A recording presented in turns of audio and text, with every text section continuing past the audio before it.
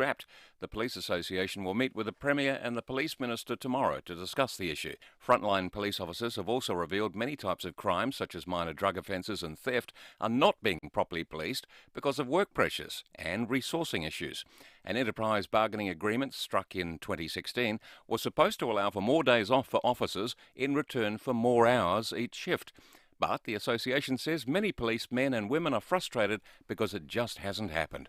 A top economist believes the Reserve Bank has rushed the latest rate increase without waiting to see the effects of the 10 previous hikes.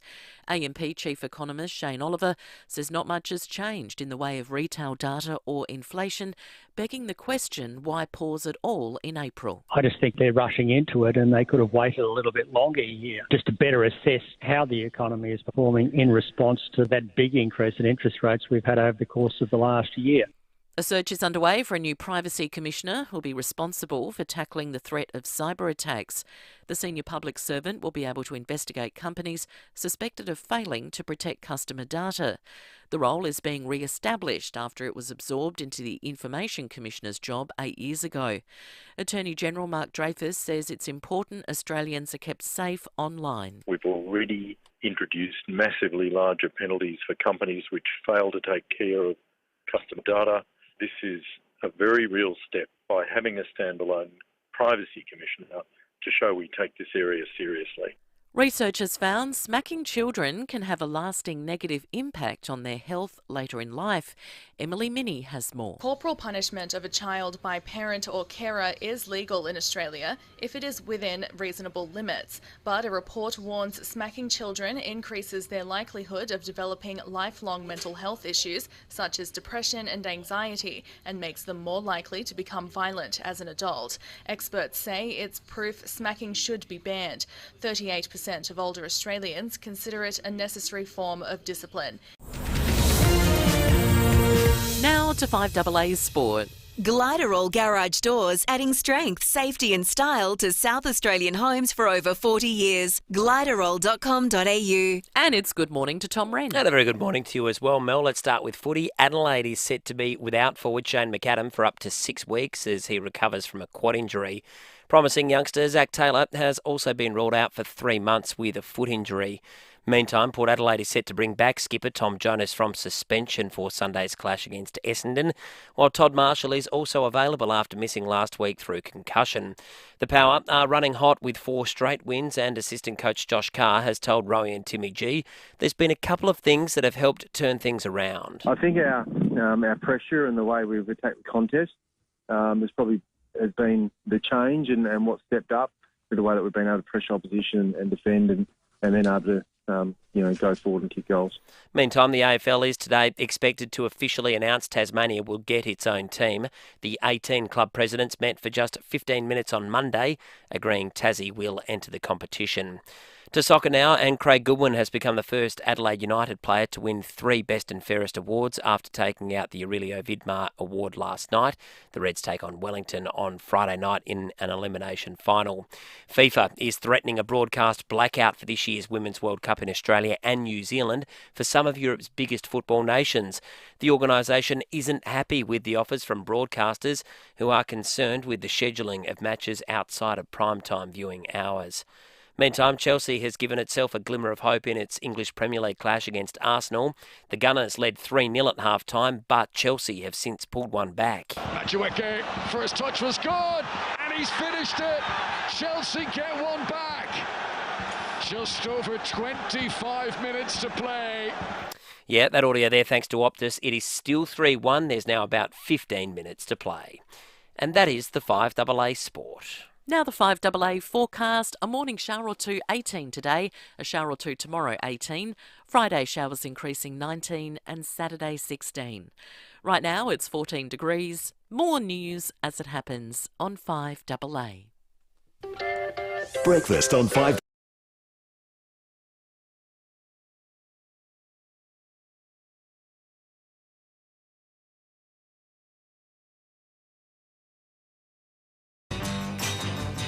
6 after 6, good morning to you. Welcome to Wednesday on 5AA Breakfast. We're going round the courts this morning with Sean Fuster after 7:30.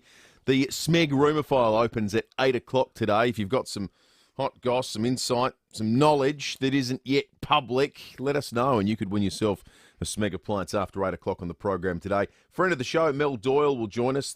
Her new book, How to Age Against the Machine, comes out today. We'll talk to her about that. Last time she was on the show, it was as part of International Women's Day when we hosted a lunch. She was the key speaker, and she's just wonderful to hear listen on this specific subject too, of how Australia perceives age, how the workforce sees age, and how we deal with an issue now that's having real economic ramifications. We spoke about it at length yesterday with Ian Henschke, that the largest growing cohort of unemployed people are not young people, it's those aged between 55 and 64. So we'll talk more about that a little bit later. And also, the host of Channel 7 Sunrise program, David Kosh, is in London ahead of the coronation. So we'll get the vibe on the ground with Koshy. David Pemberthy, good morning to you. Good morning, listeners. Good morning, Will. Koshy gets all the big gigs, doesn't he, Crikey? He would have covered some of the most momentous events in history. I reckon this is probably about his third or fourth royal gig that he would have attended. A few weddings. You ever attended anything like that? No. No, I've never done any of that sort of stuff. No international correspondent gigs. You going to watch it Saturday night? I did this thing called the AFL Grand Final once. That was as far as I ever travelled for a job. The game that dare not speak its name. Will I watch it? No. We're having that conversation at home last night. I think you and I will end up watching. I presume you'll have to watch some of it because we're going to be in here talking about it on Monday. Yeah. We'll at the very least watch the coverage of it. I think I'll watch it. I think I'll even because it feels like one of those things where you can have your own family goggle box moment where you sit there sort of cracking jokes at the television. Do you know why, though? My reason why is not some sort of statement about the monarchy. We've had this intense period of royal staff. Like the Queen dying. We had the Harry and Meghan wedding. The send-off for the monarch we all agree upon, Queen Elizabeth II, was compelling. It was great. She was great. The British people were great too. The biggest part of that story was, in many ways, the queue to see it. That's right. But I don't know. I don't need to see pomp and ceremony and pageantry and old clothes and a rock and stuff. I'm good. I'm good on my Saturday night. Interesting story in today's Australian by Jacqueline Magnay, who's the paper's European correspondent, and sometimes you read these royal stories and you think, oh yeah, who's your source on that? One royal insider says, you think, oh yeah.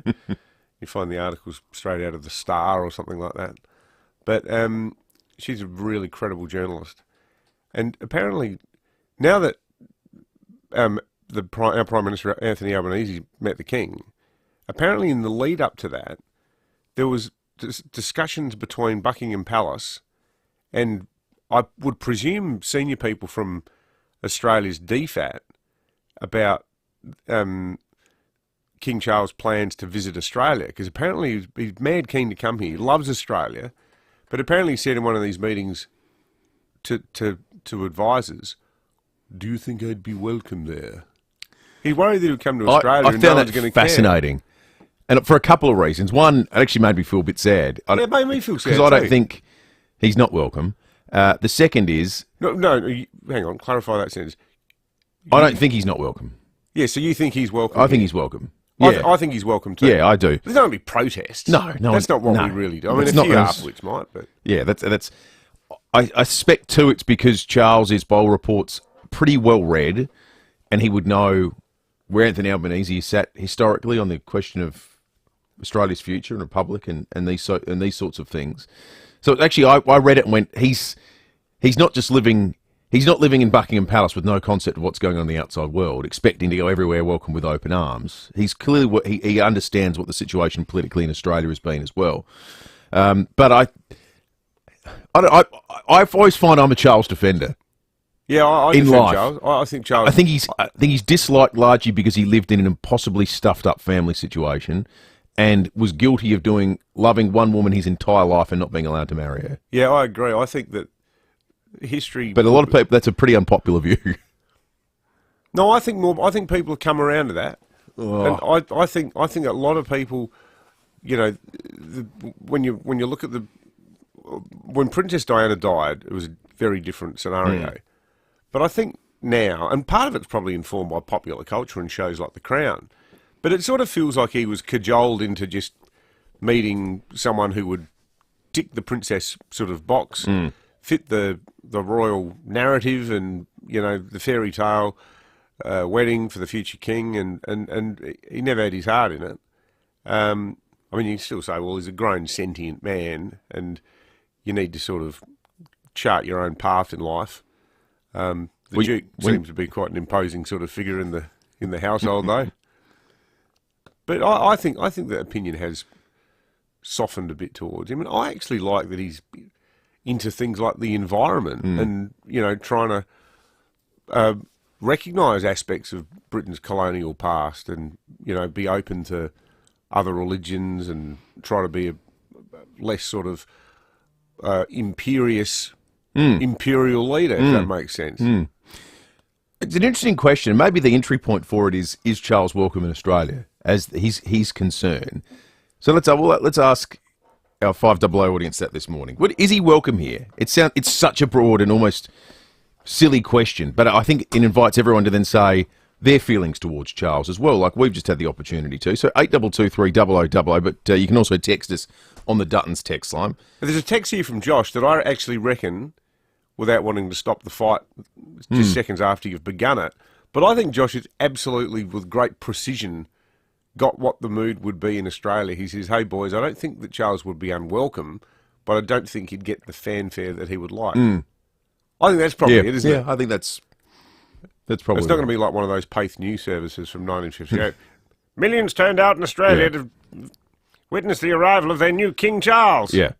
That's not happening. He's in the impossible situation too, where for the last 70-odd years, we've had the Beatles touring Australia, and he's turned up as the next band. Yeah. That's not the next band's fault. No. That's just really difficult. It's as they say in showbiz, a tough act to follow. 13 minutes after 6, our number is 8223 0000. You can text us on the Duttons text line or leave your thoughts on the Foodland Supermarkets Facebook and YouTube live stream. We've got news headlines coming up for you next. It's time to raise the bar. If you're organising an event, anything from a small meeting to a grand gala, you'll know there are many things to consider. So trust the experts at Adelaide Convention Centre to help you elevate your vision. With the support from our team at every stage, you'll be amazed at what can happen in turning each aspect into an unforgettable experience for both you and your guests. Contact our team and discover the magic to elevate your vision at Adelaide Convention Centre. The all-new 2.5-litre Nissan X-Trail has been awarded the 2023 Drive Car of the Year Best Medium SUV. And with Nissan Future Value Business Plus, a new fleet finance solution for small to medium businesses, you can drive the award-winning Nissan X-Trail ST for competitive weekly repayments that include the cost of scheduled servicing for the loan term. Visit nissan.com.au/business plus or contact your local Nissan dealer. Approved ABN registered small to medium fleet applicants of Nissan Financial Services. T's and C's and exclusions apply. 5AA's Tech Talk with your host, Adelaide tech guy Richard Pascoe. Thanks to Harvey Norman Computers. Wearable tech is a fantastic way to enhance your health and fitness routine and hold yourself accountable. The Fitbit Versa 3 is one of the most reliable smartwatches in the game. It's packed with health and fitness features like 24/7 heart rate tracking, sleep management tools, and built-in GPS. Plus, you can receive smartphone notifications and control Spotify when your phone is nearby, and it's water resistant up to 50 metres. It's super easy to use, making the perfect Mother's Day gift for health-conscious or tech-savvy mums. And just in time for Mother's Day, Harvey Norman have a great offer on the Fitbit Versa 3. Save $100 off the recommended retail price and get it for an incredible $198 in black, midnight or pink. This fantastic offer ends May the 17th. Check out this great offer at a Harvey Norman store near you. A cure for cancer. Imagine if the genesis of a cure was right there on the street and you walked past it. Maybe you have. If you were on North Terrace today, you might have walked by Samry, the cheese grater. Great things are happening right here in Adelaide. Research into our biggest health challenges like heart disease, Alzheimer's, allergies, and a better quality of life for Aboriginal young people. At Samry, we don't grate cheese, we do great things. Follow our progress at samri.org.au. Get your tickets now for the Kids Foundation's 30th Anniversary Gala Dinner with special guest speaker from the Thai Cave Rescue, Dr. Richard Harris. On the 22nd of May, enjoy a stunning 3-course dinner at Penfolds McGill Estate by head chef Scott Huggins. All proceeds go to Camp Tango, an injury and trauma recovery camp supporting kids with severe burns and life-changing injuries. Book your tickets now for this incredible evening at trybooking.com. 9 News is made in Adelaide for Adelaide. And has been since 1959. I'm Kate Collins. And I'm Brenton Raglas. Join us for 9 News tonight at 6.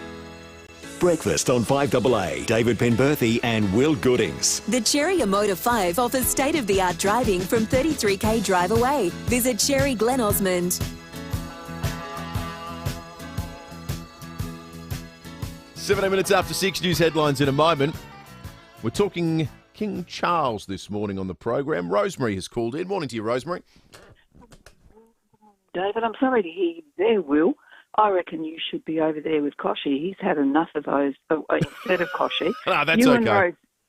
No, it's not. You and Rosanna make a wonderful, wonderful, wonderful couple. Thank you, Rosemary. But I also I've got my other work couple here, and I would be sad to abandon him. So, not to mention your wife. Oh yeah, her too. I'll just stay here and hold the fort while he's gone, Rosemary. I know you would. I know you would, but if it was a choice out of Koshy and you'd win hands down, and that's not just a... Thank you, there Rosemary. You go. I appreciate it. I finally got that out, because every time I see him doing these things, I think, why isn't Will there? Why isn't Will? Maybe one day. But I know you've got little Rosie May, so... and she'd miss you dearly. Yeah, but I'd miss her just quietly too. Yes. Good on you, Rosemary. And I would welcome Charles. Mm-hmm.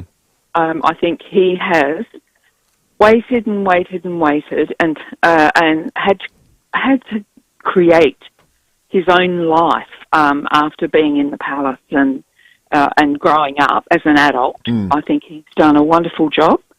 I'm a little bit disappointed that Camilla gets called the Queen, because the Queen's mother was never called the Queen. It was always the Queen Mother. So I still would have thought that she should have been Camilla Consort traditionally. I love the fact that Princess Anne, who has been the second all the way along, but has actually been out, like in the general public, doing all the things like walking the minefields, the actual minefield, and going across and doing all the hard work that she, and she had the family and that, but she still went out and did it. I really, really respect her. Yeah, I think she's terrific. She's tough, and she seems like she's got a really good sense of humour as well. Yeah, she seems very funny. Yeah, she does, and you know what?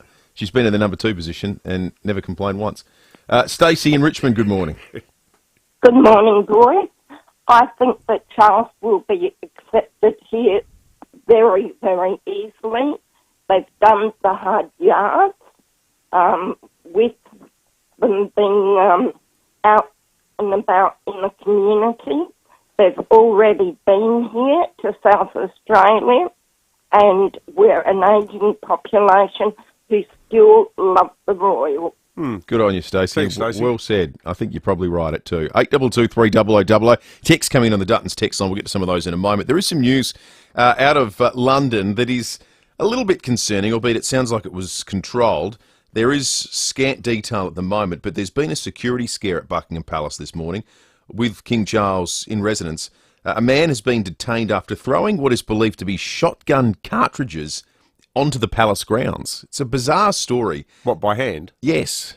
The man was also found to be in possession of a suspicious bag. Here's Ben Briscoe from GB News. But the palace and the surrounding areas are in total lockdown. So nothing is going in, nothing is going out. Reports of a controlled detonation of a bag the man was carrying as well, but where there was, as you can imagine, huge crowds at the moment. They were removed from the area and the entire palace put into lockdown. But we're waiting to learn more, and hopefully we'll have more for you after 7 o'clock this morning. The man widely regarded, you'll love this story, David, the man widely regarded as the godfather of artificial intelligence has quit his job at Google. In a statement, Geoffrey Hinton says he now regrets his work and is warning of the growing dangers of developments in AI technologies. That's like the start of some movie, isn't it? That's like a David Cronenberg film. That's like Tom Wren saying he's quitting Live Golf because he's just he doesn't know what he's created. I'm worried about where it's going. Australians are getting back into cruising at a faster rate than our international counterparts. Almost 500,000 residents have set sail since cruising returned last year. We've already welcomed more than 40 international vessels this year, and it's tipped to grow to 60 by next summer. Just another sign that life is getting back to normal. Absolutely. Good thing. An international gangs conference begins in Melbourne today, featuring top cops from around the world. It's been shrouded in secrecy, with the exact location not revealed, nor the names of the attendees or the speakers. But the event is said to feature law enforcement agencies, including the FBI, the Italian State Police, the London Metropolitan Police, to all share their insights into criminal gangs. How awesome would that be? I would sit through every session of that just transfixed. It'd be like watching, a real-life episode of Narcos, sitting there with the DEA guys. Oh, it would be phenomenal. I'll tell you what, have you ever seen any of those Mexican press conferences where they've caught one of the drug cartel barons? Oh, and all the police wear bandanas. Oh, not bandana. What are they? Balaclavas. Yeah. And they've got no ID numbers or anything because, you've really genuinely putting your life on the line working for those. How do they do a recruitment drive for the police there in Mexico? I don't know who comes on at 6:45 on Mexico City morning radio, breakfast radio, to talk about what's been going on at the equivalent of SAPOL. You'd be using a false name with a voice modulator. Big news in the AFL expected today, with Gillon McLachlan hinting that the announcement for the next team coming out of Tassie will happen a little bit later today. The 18 club presidents took 15 minutes to agree that Tassie should enter the competition. And AFL legend Lee Matthews says it won't be long before there are 20 teams. You get a 19th club, you've got to go to a 20th. You're not going to have a bye for the rest of the football existence. But the thought that another game is going to add enormously to the TV rights, I think, is folly. My kind of information is that after you get after about 7 games, the 8th, 9th game or the 10th game are worth not too much at all. Yeah, well, I don't know what Lee knows about TV rights, but I'd worry a bit about the dilution of the competition. But beyond that, don't we... I mean, you look at North Melbourne at the moment. Can't buy a win. No one goes to their matches. There should be a more realistic conversation about whether there's too many clubs in Melbourne. Well, that's just not going to happen. It's just not going to happen. It never will it? No. Mind you, if they put another team in Tassie and then another one in, so who cares, anywhere, Perth, Sydney, Adelaide, that's 2 more interstate teams. So what are we up to now? What's the balance of power looking like? It's looking good. It's starting to look like anything's possible. Well, the population wouldn't sustain it, but on paper, the most obvious place for the 20th team is Darwin. Except, can you play footy there during football season? Well, no, you can't. That's a problem. Maybe to level up the playing field, visiting sides will have to play without any shoes on. 15.3 degrees outside the city at the moment, top of 18 expected, and maybe up to 2 mils of rain, 18 and a drizzle tomorrow. Friday's 19 and 2 to 8 mils of rain, so that should be the steadiest downpour we get. Saturday 16 and a drizzle, Sunday 16 and dry, 17 on Monday and a mil of rain, Tuesday 19 and maybe a mil as well. Tom Wren's in the 5AA Breakfast Studio. Glyderol Garage Doors, adding strength, safety and style to South Australian homes for over 40 years. Glyderol.com.au. Morning to you, Rennie. Morning, Will. Morning, David. Just on that, exciting news for Tassie, of course, 19th team. And they've had to, watch a lot happen before their eyes while they've waited and hoped for a team over, the last 3-4 decades. We've got the 10, Victorian sides in the AFL. And they've had to watch as every other state around them, the 4 other states, have had not 1 but 2 sides each go into the competition. I guess the population's held them back, though. No doubt. But it's just interesting, isn't it? While we expand the game and it's great, Just to reflect on, I guess, the other 18 sides, and it does swing, and I understand that it can change very quickly, but look at West Coast. They're the most probably successful non-Victorian side, I think you'd have to say, in the competition. 7 grand finals. Well, they got 19 players out, and they got 55,000 people there to watch them get absolutely pantsed by Carlton. They are the powerhouse club of the competition. No doubt. Off-field. Off-field. Like, they've got so much money, but 4 premierships, 7 grand finals, as I said, but their AFL team last week lost by 108 points. Their Waffle side lost by 111 points. In front of, as you say, David, more than 50,000 points. On Saturday, they had a 33-year-old Kane Mitchell who played at Port Adelaide and Will Schofield, who works in the media, playing for their Waffle team because they've got that many injuries. They've got guys that are getting suspended this week. They've got 1 AFL-listed player that's set to play this week. Is there a side that has had a sustained bad run recently is West Coast? They will turn it around, but it feels like something's got to give there. How bad are they going right now? And we got a very apt text about this in the context of talking about King Charles earlier, Tom. The logic has not yet become apparent, but I'll read it out. Nick on the Duttons text line said, of course, King Charles is welcome to come to Australia. He can play centre-half forward for the West Coast Eagles if he wants. I think the intriguing thing about West Coast is the injuries have obscured where they're actually at. Yeah. Because they might actually just be this bad anyway, based on the form of the last couple of years. It's probably given some guys a reprieve. Because at the moment, I've never heard of an injury crisis like what's happening over there at the moment. And that's a good point. But I reckon you made a point a couple of weeks ago, Will, and I think it might be true. West Coast feels like a club that is maybe still a bit in denial. Oh, They don't know where they're at yet. They put the magnets up on the board and see the names of Elliot Yeo and Luke Shuey, who have been great players. But they're at the tail end. I don't think they're at the tail end, Rennie. I think they've fallen off the cliff. So, and you know what? What does become really important, say Tasmania comes in 2027, finishing bottom these next 2 years mightn't be a bad thing because they're going to be super heavy compromised, the drafts. Well, it'll be like the GWS launch when they got the rails run of all the best players. Now, what's the team going to be called? Because Gill's been quite insistent that the decision as to what the club is nicknamed in Tasmania is a decision that must be made by the Tasmanian people. So they're going to have some sort of statewide poll. But apparently... Can't be the Devils. It can't be the Devils, and it's because of some licensing dispute with Warner Brothers. Yeah, that's right. We're going to talk more about that at 7 How can you own an animal? It's a Tasmanian devil is like a wombat or an emu or a kangaroo. They own the copyright. The amateur side there is called the Devils, but it's a commercial copyright. So... I think it's... we're going to talk more about that. It's wild. It is a crazy story. And just quickly as well, well done to Craig Goodwin, 3rd Aurelia Vidmar Award. That's the first player in Adelaide United's history to win 3 Best and Fairest awards. And Dylan Holmes won it for the women's side, so well done to her. Best player in the competition, Goody. Good on you, Rennie. Beautiful. Thanks, boys. Win a corporate box and check out Gliderol Garage Doors' new Timber Look Native Series sectional doors, gliderol.com.au. As a person with disability, are you happy with the support you are receiving? Are you looking for a provider that works with you on your terms? Do you want someone that is there when you need them for support as individual as you are?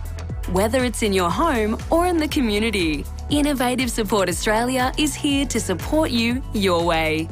If you or someone you know is ready for something new, find us at isaust.com.au. Big news for South Australians. 2 great South Aussie brands have joined forces to tackle the rising cost of living. I tell you what, after yesterday, you want to listen up to anything like this. This is a great deal too. RAA and Drake's have teamed up to offer all RAA members 5% off groceries at Drake's supermarkets. Yep, you can get more in your trolley for less. All you have to do is scan your RAA card at the checkout. So if you are an RAA member, shop at Drake's today and save 5%. And look, if you're not an RAA member, you might want to become one quick because this offer's for May only. With 44 stores across SA, what a great way to take the edge off your grocery bills. Getting you 5% off the ingredients for every day at Drake's is another way RAA is doing more for members every day. T's and C's apply. See raa.com.au/Drakes-discount. At Mawson Lakes Volkswagen, we believe you shouldn't settle for anything. You deserve the best. So why settle for an SUV when you could be enjoying an SUVW?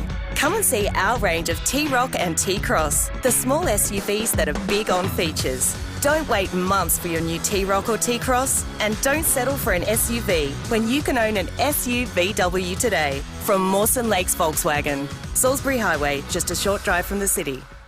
5AA Breakfast is streaming live right now. To watch, simply head online to 5AA Facebook or search 5AA on YouTube. This is Adelaide's 5AA. A morning shower or two, 18 today. With the 6:30 news, I'm Mel Usher. A major security scare in London. A man has been arrested outside Buckingham Palace after he was spotted throwing suspected shotgun cartridges over the fence while allegedly carrying suspicious items. Police performed a controlled explosion moments after making the arrest, the incident prompting the palace into lockdown. The UK Daily Telegraph's Camilla Toomey says tensions are running high ahead of the coronation. These things do happen. We've had quite a lot of kind of protest activity on the ground here, not just at royal events, people protesting for republics and saying not my king, but also just generally we've had Extinction Rebellion, and as ever there's a heightened police presence anyway, but one imagines that will now be ramped up. The incident occurred just hours after the king wrapped up talks at the palace with Prime Minister Anthony Albanese. Hoteliers across Adelaide are celebrating their best month ever. Occupancy rates in Mad March hit a record high, resulting in more than $60 million in revenue. That covers the Fringe, Festival and WOMAD. The Gather Round and Live Golf effect will be felt when April's figures are released. The head of the Reserve Bank is citing a tight labour market as a major factor in yesterday's surprise decision to lift the official interest rate for the 11th time in 12 months. The cash rate has been increased 0.25% as the RBA continues its fight to push inflation back below 3%. Governor Philip Lowe admits the increase will be difficult for many, but says it's the best way to preserve recent gains in the labour market. We will continue to pay close attention to developments in the global economy, to trends in household spending and the outlook for inflation in the labour market. We will do what's necessary to bring inflation back down, and that's the best way to preserve on a sustainable basis the gains in the labour market we've had. The federal government will appoint a standalone privacy commissioner responsible for protecting Australians from cyber attacks. Until now, the role has been covered by the Information Commissioner, but Labor says it's important they're kept separate. The senior public servant will be able to investigate companies who failed to protect people's data. The cost of government's childcare policy will hit $55 billion over the next 4 years, according to budget figures. Michael Packey reports. From July, more than 1 million families will be able to access higher childcare subsidies. The rebate for the first child jumps to 90%, with subsidies also in place for families with more than one child in care.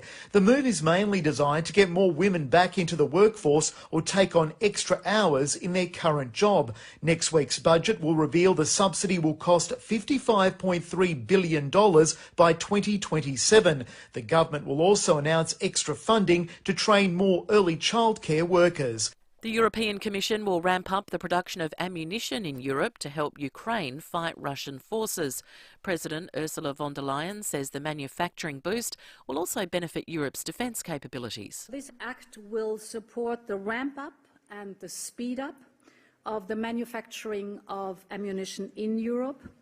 It will combine leaner regulation with swifter permitting procedure. It's all about speed, speed, speed. Now turning to 5AA Sport. Check out Gliderroll Garage Doors' new Timber Look Native Series sectional doors. Gliderroll.com.au. Here's Tom Wren. Thank you, Mel. After several unsuccessful bids in recent decades, Tasmania will get its own AFL side.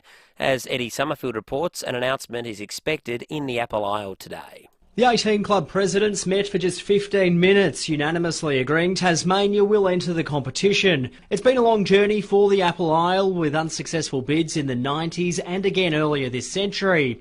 A few questions remain unsolved after funding for a new stadium was finalised on Saturday. The year of entry expected to be one of 2027 or 28. Key positions of president and the first coach will be debated, as will the list build. The choice of nickname isn't finalised, but the Tasmanian Devils is favourite. Let's stick with football, and the Crows will hit the training track this morning as they prepare for Saturday's away clash against Geelong. To soccer now, and Craig Goodwin has capped off another brilliant season, taking out his third Aurelio Vidmar Award for the club's best player. Goodwin has scored 12 goals during the season and will be hoping to add to that tally when the Reds host Wellington in an elimination final on Friday night. On the women's side, the award for Best Player, the Diane Alagich Award, was won by Dylan Holmes. In overseas action, it's just gone full-time with Arsenal jumping back to the top of the EPL table. That's following a 3-1 win against Chelsea. The Gunners are now 2 points clear of Manchester City, but City still has 2 games in hand. And the Philadelphia 76ers have taken a shock 1-0 series lead against the Boston Celtics in their NBA playoff series after winning 119 to 115 thanks to a game-high 45 points from James Harden. And that's the 5AA Sport. Now the 5AA forecast. A morning shower or two, 18 for your Wednesday. A shower or two tomorrow, 18. Friday showers increasing, 19. Right now it's 15 degrees. More news as it happens on 5AA. Breakfast on 5AA. David Penberthy and Will Goodings. Test drive the incredible Cherry Motor 5 today at Cherry Glen Osmond from 33k drive away. Go Cherry.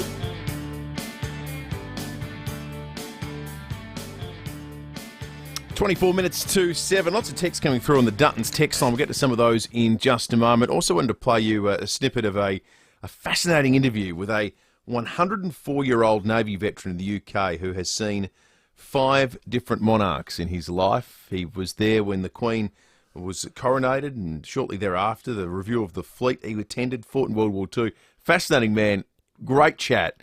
We'll play a bit of it in just a few moments' time. A whole stack of texts here on the Duttons text line. Jimbo, not my son Jimbo, another Jimbo, says, breaking news in the AFL, the 20th team will be in New Zealand, based in Wellington. Imagine that. Well, they did that with the NRL. Well, at least they play the sport over there. Well, they do. What, New Zealanders care about the AFL? They're more into union than league.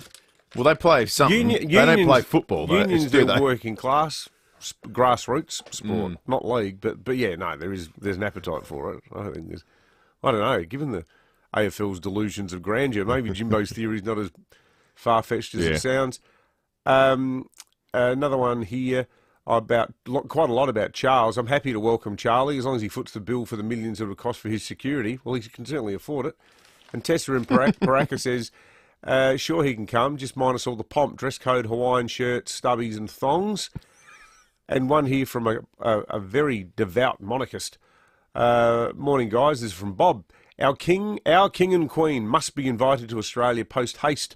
President Biden is going to visit next month, so our king and queen should be able to enjoy time amongst us. The royal family is one of those institutions America wishes was theirs, and guess what? It's not. It's ours. 22 minutes to 7. Captain Brian Butchard from Wiltshire has lived during the reign of 5 monarchs.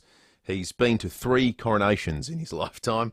It was at Elizabeth II's review of the fleet in 1953, fought in the Battle of France in 1940, and hunted German U-boats in the Royal Navy. He spoke to the local BBC Radio Wiltshire in his hometown about attending his 3rd coronation. I was born in 1919, so I'm 104 years old. 104 years old, Brian. Yeah. What's your secret? It's just good fortune. When you were born, George V was on the throne. Then Edward VIII took charge for a few months. Yeah. Then George VI took over in 1936. Then Queen Elizabeth II. And now Charles III. Yeah. What do you make of our new monarch? Oh, I think he made a splendid start. Good start. Yes. Well, what are your coronation memories? For the review, which was just after the coronation at Portsmouth, I was in the battleship Rodney as a midshipman then, and we were entitled to have friends on board. And it just so happened that my parents had just separated, but I invited them both. Was that you being a bit cheeky, Brian? On board, and they both came. It must have been embarrassing for both of them. Nobody got thrown overboard, did they? But it was a splendid thing. And of course the Victoria and Albert yacht came by all the ships. And Redhead was packed with ships from all nations. So the atmosphere must have been incredible. Yeah. What does it mean to you, Brian, to serve king and country? Well, I was very proud of it, and it looked after me very well. Well, let's fast forward to May and the coronation of King Charles III. Well, how are you all going to market here in Amesbury? Well, there's going to be a marquee in the garden, and I think we're going to have a screen. Obviously, they always do celebrations like that very well here. There'll be lots of red, white and blue. Are you looking forward to it? Yes. So that what was a great bloke. Well, how about his laugh? Yeah, he was hilarious. What What a an happy guy. infectious guy. 104 years old. So 1919, he would have living adult memories of the start of World War II. He was 20 when World War II started. He was born a year after the Great War, World War I ended. He'd remember the Spanish Civil War as a teenager. Great Depression. Just amazing, isn't it? Nuclear bombs being dropped in Hiroshima and Nagasaki at the end of the war. I mean, he remembers commercial flight becoming a reality. The guy is just a walking encyclopedia of the 20th century, isn't he? Amazing. But I like his answer too, because I reckon if you're over 100, you must get sick of people saying, "What's your secret?" Yes, yes. Be like the day before Melbourne Cup. Who do you like? Think of something different to talk about, will you? But his answer, it's luck. I think a lot of it is luck.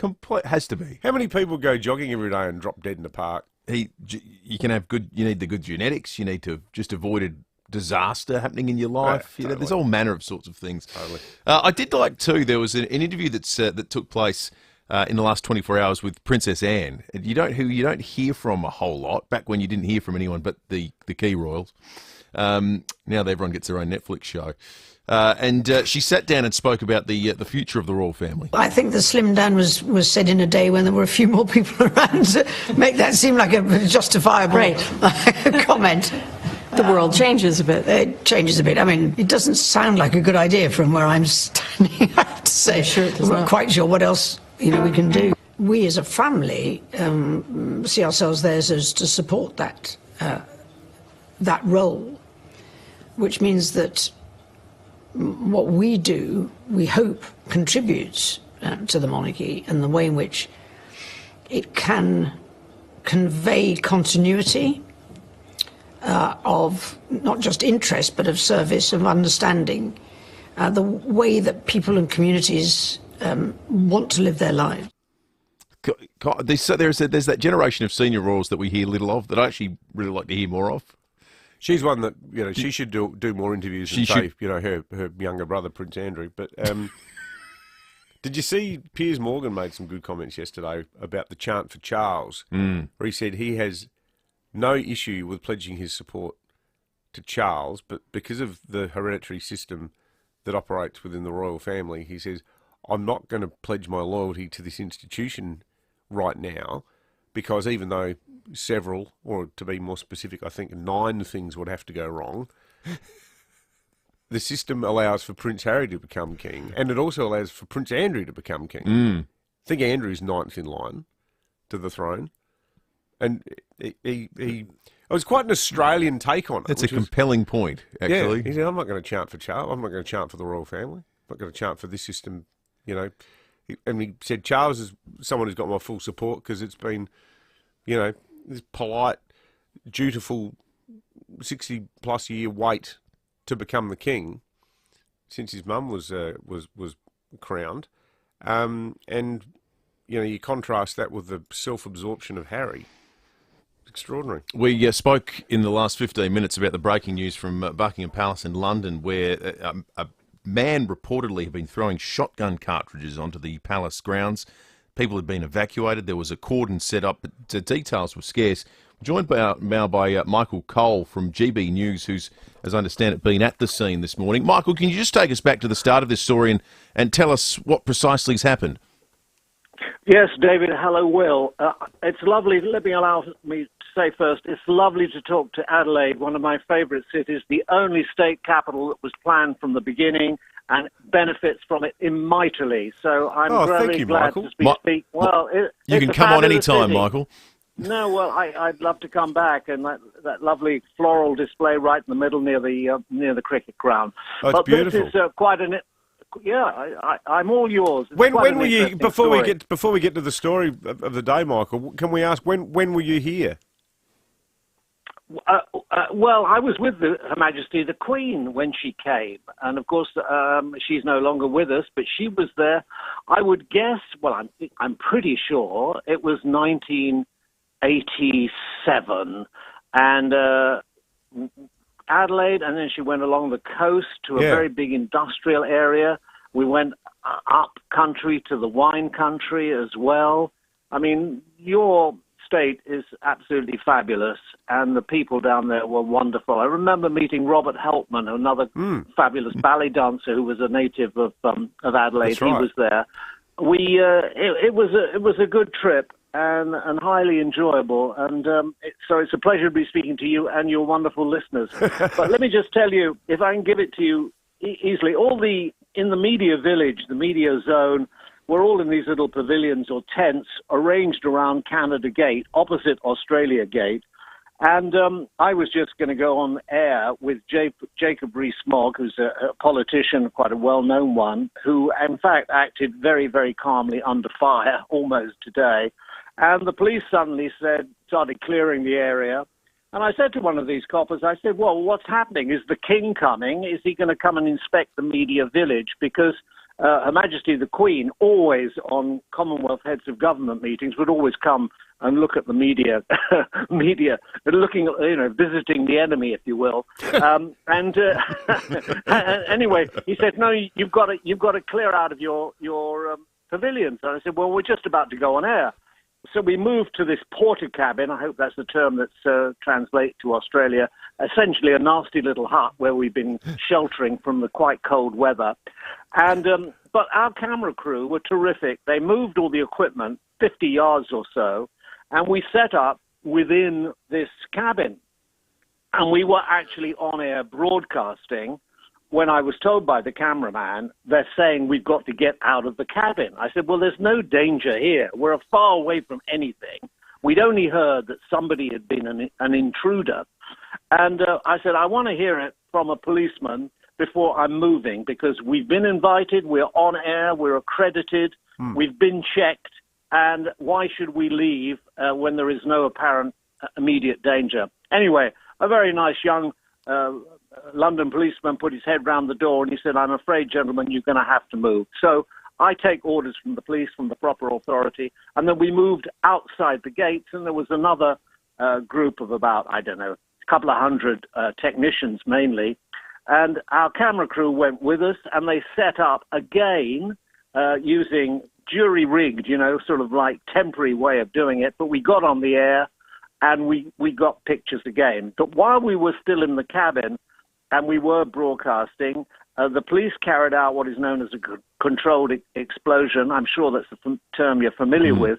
Essentially, they've got a suspicious package and they blow it up. So they make sure it goes away. And we actually got that on air. We were the only outfit that was actually on air at the time, although I think the Canadians were next to us and maybe they did too. And I was with Jacob Rees-Mogg, who to some extent is derided by sections of the press, but he was typically cool under pressure, and for a politician, he ad-libbed brilliantly on air. You'd have been proud to have had him on the station, and he put it all in. He put it all in context, and eventually we carried on our broadcast, and the police eventually said, yes, you can go back to your tent. So we went back, and we went back on the air, and so we were in 4 different locations, three different setups during the evening. The camera crew did well again, and they came back to us at the end. So our program was supposed to go on for an hour, and it overran by 10 minutes, and at the end, it could have been a nasty little incident, but as the Rolling Stones sang, it's all over now. Well, Michael, I tell you what, there's speculation from our Prime Minister's office today that there might be some sort of an arrangement being made in the coming months for King Charles to make his first visit as the sovereign to Australia. Get your name down on that tour. We'll get you into the studio here in FIVEAA, and we'll try to get you up to the Barossa for a couple of Reds as well. Well, I'd love that. I heard about that, and it was because I did a broadcast for one of your rival television stations. And they asked me about that, and I said, look, maybe the Prime Minister is saving the invitation. There's going to be a big bean feast in Buckingham Palace on Friday night. Everybody who's anybody is going to be there. And maybe he wants to deliver the invitation in person, because there's no set timetable about this. And I'm sure, as Prince Charles, he was at Geelong Grammar School in southern Australia, and he knows the place extremely well. And I'm quite sure he'll take the early opportunity to come out there for a royal tour. And why on earth shouldn't he? It's Absolutely. a fantastic country. Michael, it's a fantastic country. Superb to have you on this morning. Thanks for your time. It's my pleasure. Listen, you will have a great day. You too, because, Michael. There's nothing, all I can say to you, you have an advert that runs over here where you, Advertising Australia, say, where you all been? I think I would say to you, where have you all been? You should be over here. We're having a coronation. It's going to be the greatest show on earth. Absolutely. Good on you, Michael. Michael Cole from GB News reporting on what could have been a somewhat scary situation out front of Buckingham Palace, but it sounds like the police did an excellent job getting things under control there. We'll have more updates for you over the course of the morning. In the meantime, let's head to the Weather Bureau. Vince Rowland, senior forecaster, joins us. Vince, take us through Wednesday. Yeah, not looking too bad out today. A bit of shower activity around this morning, a bit of cloud and a little bit of wind around. But yeah, expecting those showers just to continue through the morning, but should clear as we head into the afternoon and going for a top of 18 degrees today. Currently sitting around the 14 or 15 degree mark, so quite a mild night. But as we head into tomorrow, look, showers are easing a little bit further, so maybe a chance around the southern suburbs, but elsewhere looking pretty good. Another day of 18 degrees tomorrow. But on Friday, we do have a frontal feature moving through, so we will see quite a bit of an increase in shower activity on Friday, getting to 19 degrees before those showers arrive in the afternoon and evening. And we are expecting northerly winds just shifting a cooler southwesterly once that front comes through, and that means we're heading to a pretty cold weekend for this time of year. 16 degrees for both Saturday and Sunday with the odd shower around, and then those showers just continuing off and on next week. Top of 17 on Monday and then 19 on Tuesday. Good stuff, Vince. Thank you, Vince. Let's head to SOPOL. Senior Constable Peter Squire joins us. Peter, there's been an assault in Kilburn. Well, actually, no, this was a couple of weeks ago. So, this happened on Friday, the 14th of April, and police emergency officers, they were called to North Coat Street. That was at Kilburn. That was after a man was found lying in a vacant block. I'm not sure if you recall, we did report on it at the time. Yeah. And then when police arrived to check on the man, he was found to be unconscious, and he had some serious head injuries. He was rushed to the Royal Adelaide Hospital in critical condition. He does remain there, however, he is now stable. He's a 46-year-old man from Croydon Park. Now, following an investigation, detectives have arrested 4 people in connection with the incident, and they've been charged with attempted murder. That's a 22-year-old man from Monarchy, a 23-year-old woman from Felixstowe, and they were arrested in April and have been remanded in custody. A 14-year-old girl from Monarchy has also been arrested, and on Monday, a 33-year-old man from Kilburn was arrested, and he did appear yesterday, and he was also remanded. Now, we are just looking out for the 5th suspect, and he's a man described as being of African appearance, and he's about 30 years old, 165 centimetres tall with a slim build. Now, detectives are following positive lines of inquiry. However, we're just asking anyone with information on the 5th suspect or information on the assault to please contact Crime Stoppers on 1800 333 000. Thank you for that, Peter. Senior Constable Peter Squire from SOPOL. Let's check traffic and come back with more in just a moment. Thanks, Will, and good morning. At Dry Creek, look out for a smash on the north-south motorway near the Wingfield interchange. Roads are pretty damp after overnight showers, so take it easy on the way to work on greasy roads, and look out for works at Tennyson this morning. Got a lane closed there, Military Road near Trimmer Parade, speeds at 40. Slow going for works at Bedford Park on the Southern Expressway, heading into the city, with Camera's Main North Road, Jeps Cross and Whites Road at Paralawi.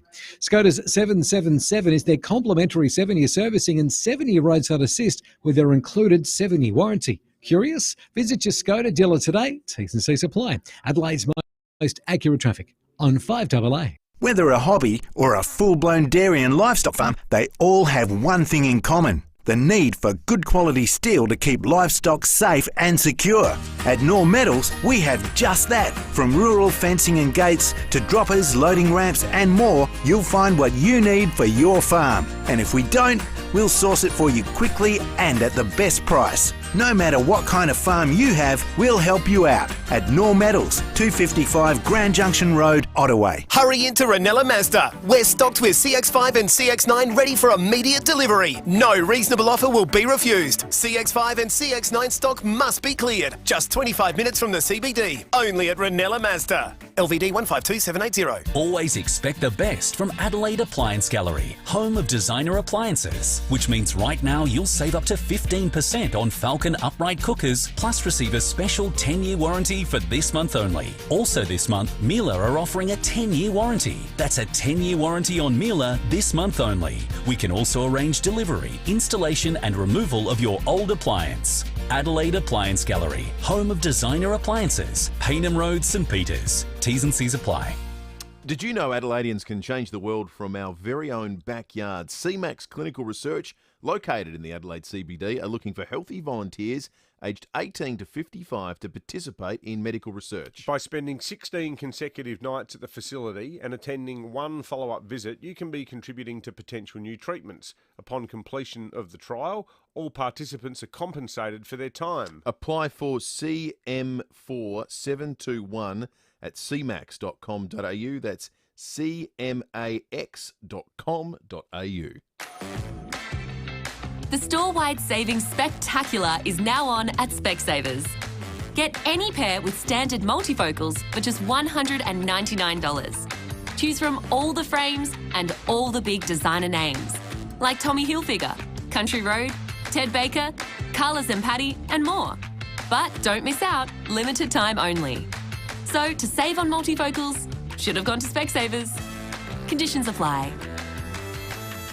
Embark on a journey of unrivaled excellence with Viking Cruises and Phil Hoffman Travel. Whether it's cruising the rivers of Europe, Egypt or Southeast Asia, Viking offers travellers a wealth of cultural enrichment, culinary explorations and local delights in unparalleled style and comfort. Viking's 2024 and 2025 river voyages are on sale now, with savings up to $6,600 per couple. T's and C's apply. Contact Phil Hoffman Travel or visit pht.com.au. 5AA Breakfast is streaming live right now. To watch, simply head online to 5AA Facebook or search 5AA on YouTube. Breakfast on 5AA. David Penberthy and Will Goodings. Book a test drive of the incredible Cherry Motor 5 today. Visit gocherry.com.au. 2 minutes to 7. Ben Jordan just sent us a tweet saying the Queen's visit 1986 started leaving the airport, driving up Anzac Highway to Government House to a huge crowd. It's where our previous guest, Michael Cole, who now broadcasts on GB News in London, was when his last visit to Adelaide, which clearly left an impression on him. He loves the place. I've got no memories whatsoever of that because I wasn't in the country that year. That was the year I lived in Mexico. He certainly does. Interestingly, into the news of the morning, it sounds as though the scare out front of Buckingham Palace regarding an intruder and a cordon that had been set up has been contained. Controlled detonation, all is well there. You got to love the Brits. What about Mike? He was the absolute human epitome of sort of stiff upper lip. There's a bit of carry on, and there's been a controlled detonation. I'm sure you're aware of in Australia what a controlled detonation is, and it's essentially where they isolate something and blow it up, and that's what's occurred. And we've managed to stay on television. The show went over to 8:10. It was unbelievably There good. is something to be said for the manner in which... I want to meet that guy. Oh, absolutely. The way in which shared histories change cultures, and everything about London in a crisis feels like a country that was bombed within an inch of its existence in the space of the last lifetime. Mm. You know, you have to go back in 80 years. Battle hardened. They just... I mean, after you've been through that, everything else is a bit like, oh, yeah, well, we detained a bloke throwing shotgun cartridge. Imagine if someone did that here in Adelaide, anywhere, and then there was a controlled detonation. Response. We'd been rolling coverage. He wanted to get on to the next segment. Keep your texts coming in on the Dutton's text line. Thanks to Dutton's, 3 dealerships, 10 franchise in the Adelaide Hills and Murray Bridge. Dutton's, easy to do business. We'll get to some of those and indeed the stories of the morning on 5AA Breakfast right after news. Online, on DAB Digital Radio and on 1395 AM. Talking Adelaide. This is Adelaide's 5AA. A morning shower or two and 18 today. With the 7 o'clock news, I'm Mel Usher. Security has been stepped up and Buckingham Palace placed in lockdown after a man was detained outside. He threw what is believed to be shotgun cartridges into the palace grounds. There's also been a controlled explosion. Nine's Brett McLeod is in London and says the major security scare comes just days ahead of the coronation. Pretty shocking. I mean, one of the great things about Buckingham Palace is you can walk right up to the gates, look through, see people passing by, see cars go in and out. They drive right past people every day. The King drove past when I was there this afternoon, waving at people, people waving back. It'd be a shame if they have to revisit this level of security when it comes to the coronation itself. Earlier, Anthony Albanese became one of the first world leaders to meet with the King at Buckingham Palace, declaring he'll swear an oath of allegiance to the monarch. The PM also made a formal invitation for the King and Queen Camilla to visit Australia on a royal tour. But Mr Albanese, a staunch Republican, has told Sky News Australia should have an elected head of state. I think Australia should have our own head of state, and I'm of the view that I think that should be an appointed head of state. There should be some process whereby our democratically elected institutions in the House of Representatives and the Senate have a say in that. Federal Treasurer Jim Chalmers says the latest interest rate hike is a brutal reminder of the economic challenges we're facing. The cash rate has climbed for the 11th time in a year, taking it to 3.85%. There are now concerns the Reserve Bank could increase rates even further to bring inflation under control. Dr Chalmers says next Tuesday's budget will deliver substantial cost of living relief. It's why we're making medicines cheaper. It's why we're making childcare cheaper. It's why we're providing some help with energy bills in the budget. And it's why there will be other elements to our cost of living relief plan, which will be responsible. It will be targeted particularly to the most vulnerable Australians. There are renewed calls from family and supporters of WikiLeaks founder Julian Assange to be released this World Press Freedom Day. He remains imprisoned in the United Kingdom. His brother, Gabriel Shipton, wants the Albanese government to finally end the saga and help bring Julian home. Julian is now in his 5th year in a maximum security prison called Belmarsh, just outside of London. He's there at the request of the US National Security DOJ, who is attempting to extradite him to face 18 charges, 17 of which are under the Espionage Act. The cruise industry is recovering at a faster rate in Australia than other parts of the world. Nearly 460,000 residents have set sail since cruising returned last year. Around 60 international ships are expected to arrive here before summer, similar to pre-pandemic levels. Now turning to 5AA Sport. Gliderall Garage Doors, adding strength, safety and style to South Australian homes for over 40 years. Gliderall.com.au. Here's Tom Wren. Thank you, Mel. Adelaide's Shane McAdam has been dealt a blow, with the forward set to miss 4 to 6 weeks with a quad injury. And the Crows will be without promising young midfielder Zach Taylor for around 3 months as he deals with a foot issue. Meantime, Tasmania will be formalised as the AFL's 19th side today. Exiting Chief Executive Gillon McLachlan will make the announcement after it was signed off by the Commission and clubs. Legend Lee Matthews telling Wide World of Sports, while it's good for Tassie, it'll hurt a lot of the competition. I'm not positive whether a 19th team is good for the competition. It thins out the talent even more. It thins out the earning capacities per club. Meantime, St Kilda could regain Max King and Jimmy Webster from injury as soon as next week, but South Aussie Jack Hayes has suffered a setback in his recovery from a foot injury. He's now dealing with a hamstring strain. To soccer, and Craig Goodwin is the first ever Reds player to win 3 Aurelio Vidmar Awards for Best Player. He took it out at last night's ceremony, while Dylan Holmes won the Women's Award. Meantime, in the EPL, Arsenal is back on top, at least for now, after a 3-1 win against Chelsea.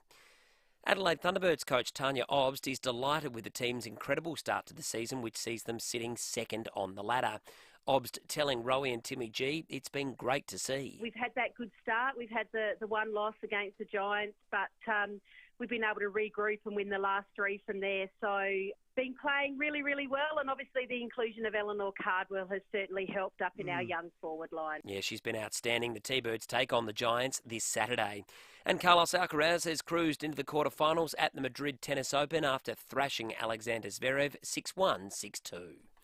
And that's the 5AA Sport. Now checking 5AA traffic. Worried about cheap insurance? Who offers great value cover you won't regret? Amy does. Before buying insurance issued by Amy, read the PDS and TMD at amy.com.au and consider whether it's right for you. Good morning. A Dry Creek got a smash on the north-south motorway near the Wingfield interchange. Roads are pretty damp after overnight showers, so drive carefully on greasy roads on the way to work today. And look out for a lane close at Tennyson.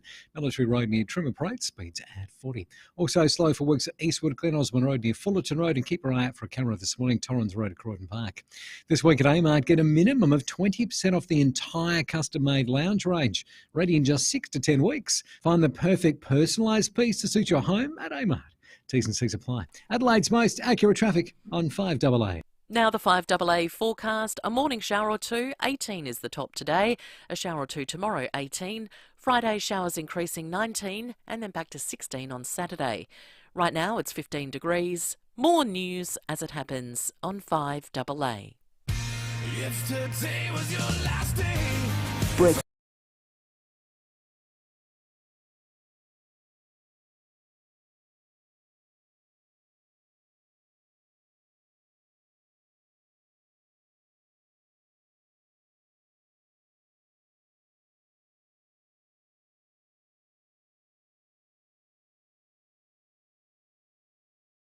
Lucy's saying she loves it. It's been the longest 12 seconds of my life. Lucy's the boss, so we just got to keep going with that.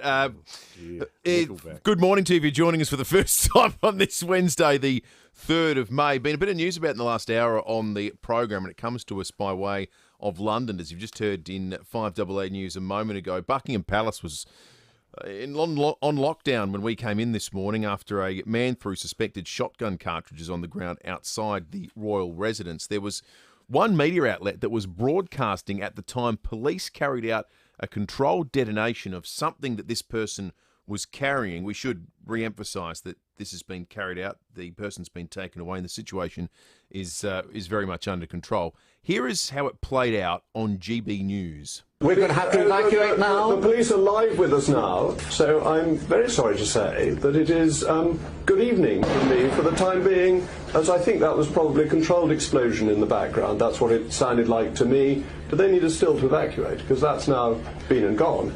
They still need us to evacuate. That's the voice of host Michael Cole, who was on air with Jacob Rees-Mogg, the Conservative politician from the UK. We caught up with Michael Cole on the program about 15 minutes ago. The police carried out what is known as a controlled explosion. I'm sure that's a term you're familiar with. Essentially, they've got a suspicious package and they blow it up. So they make sure it goes away. We actually got that on air. We were the only outfit that was actually on air at the time. We carried on our broadcast and the police eventually said, yes, you can go back to your tent. So we went back and we went back on the air.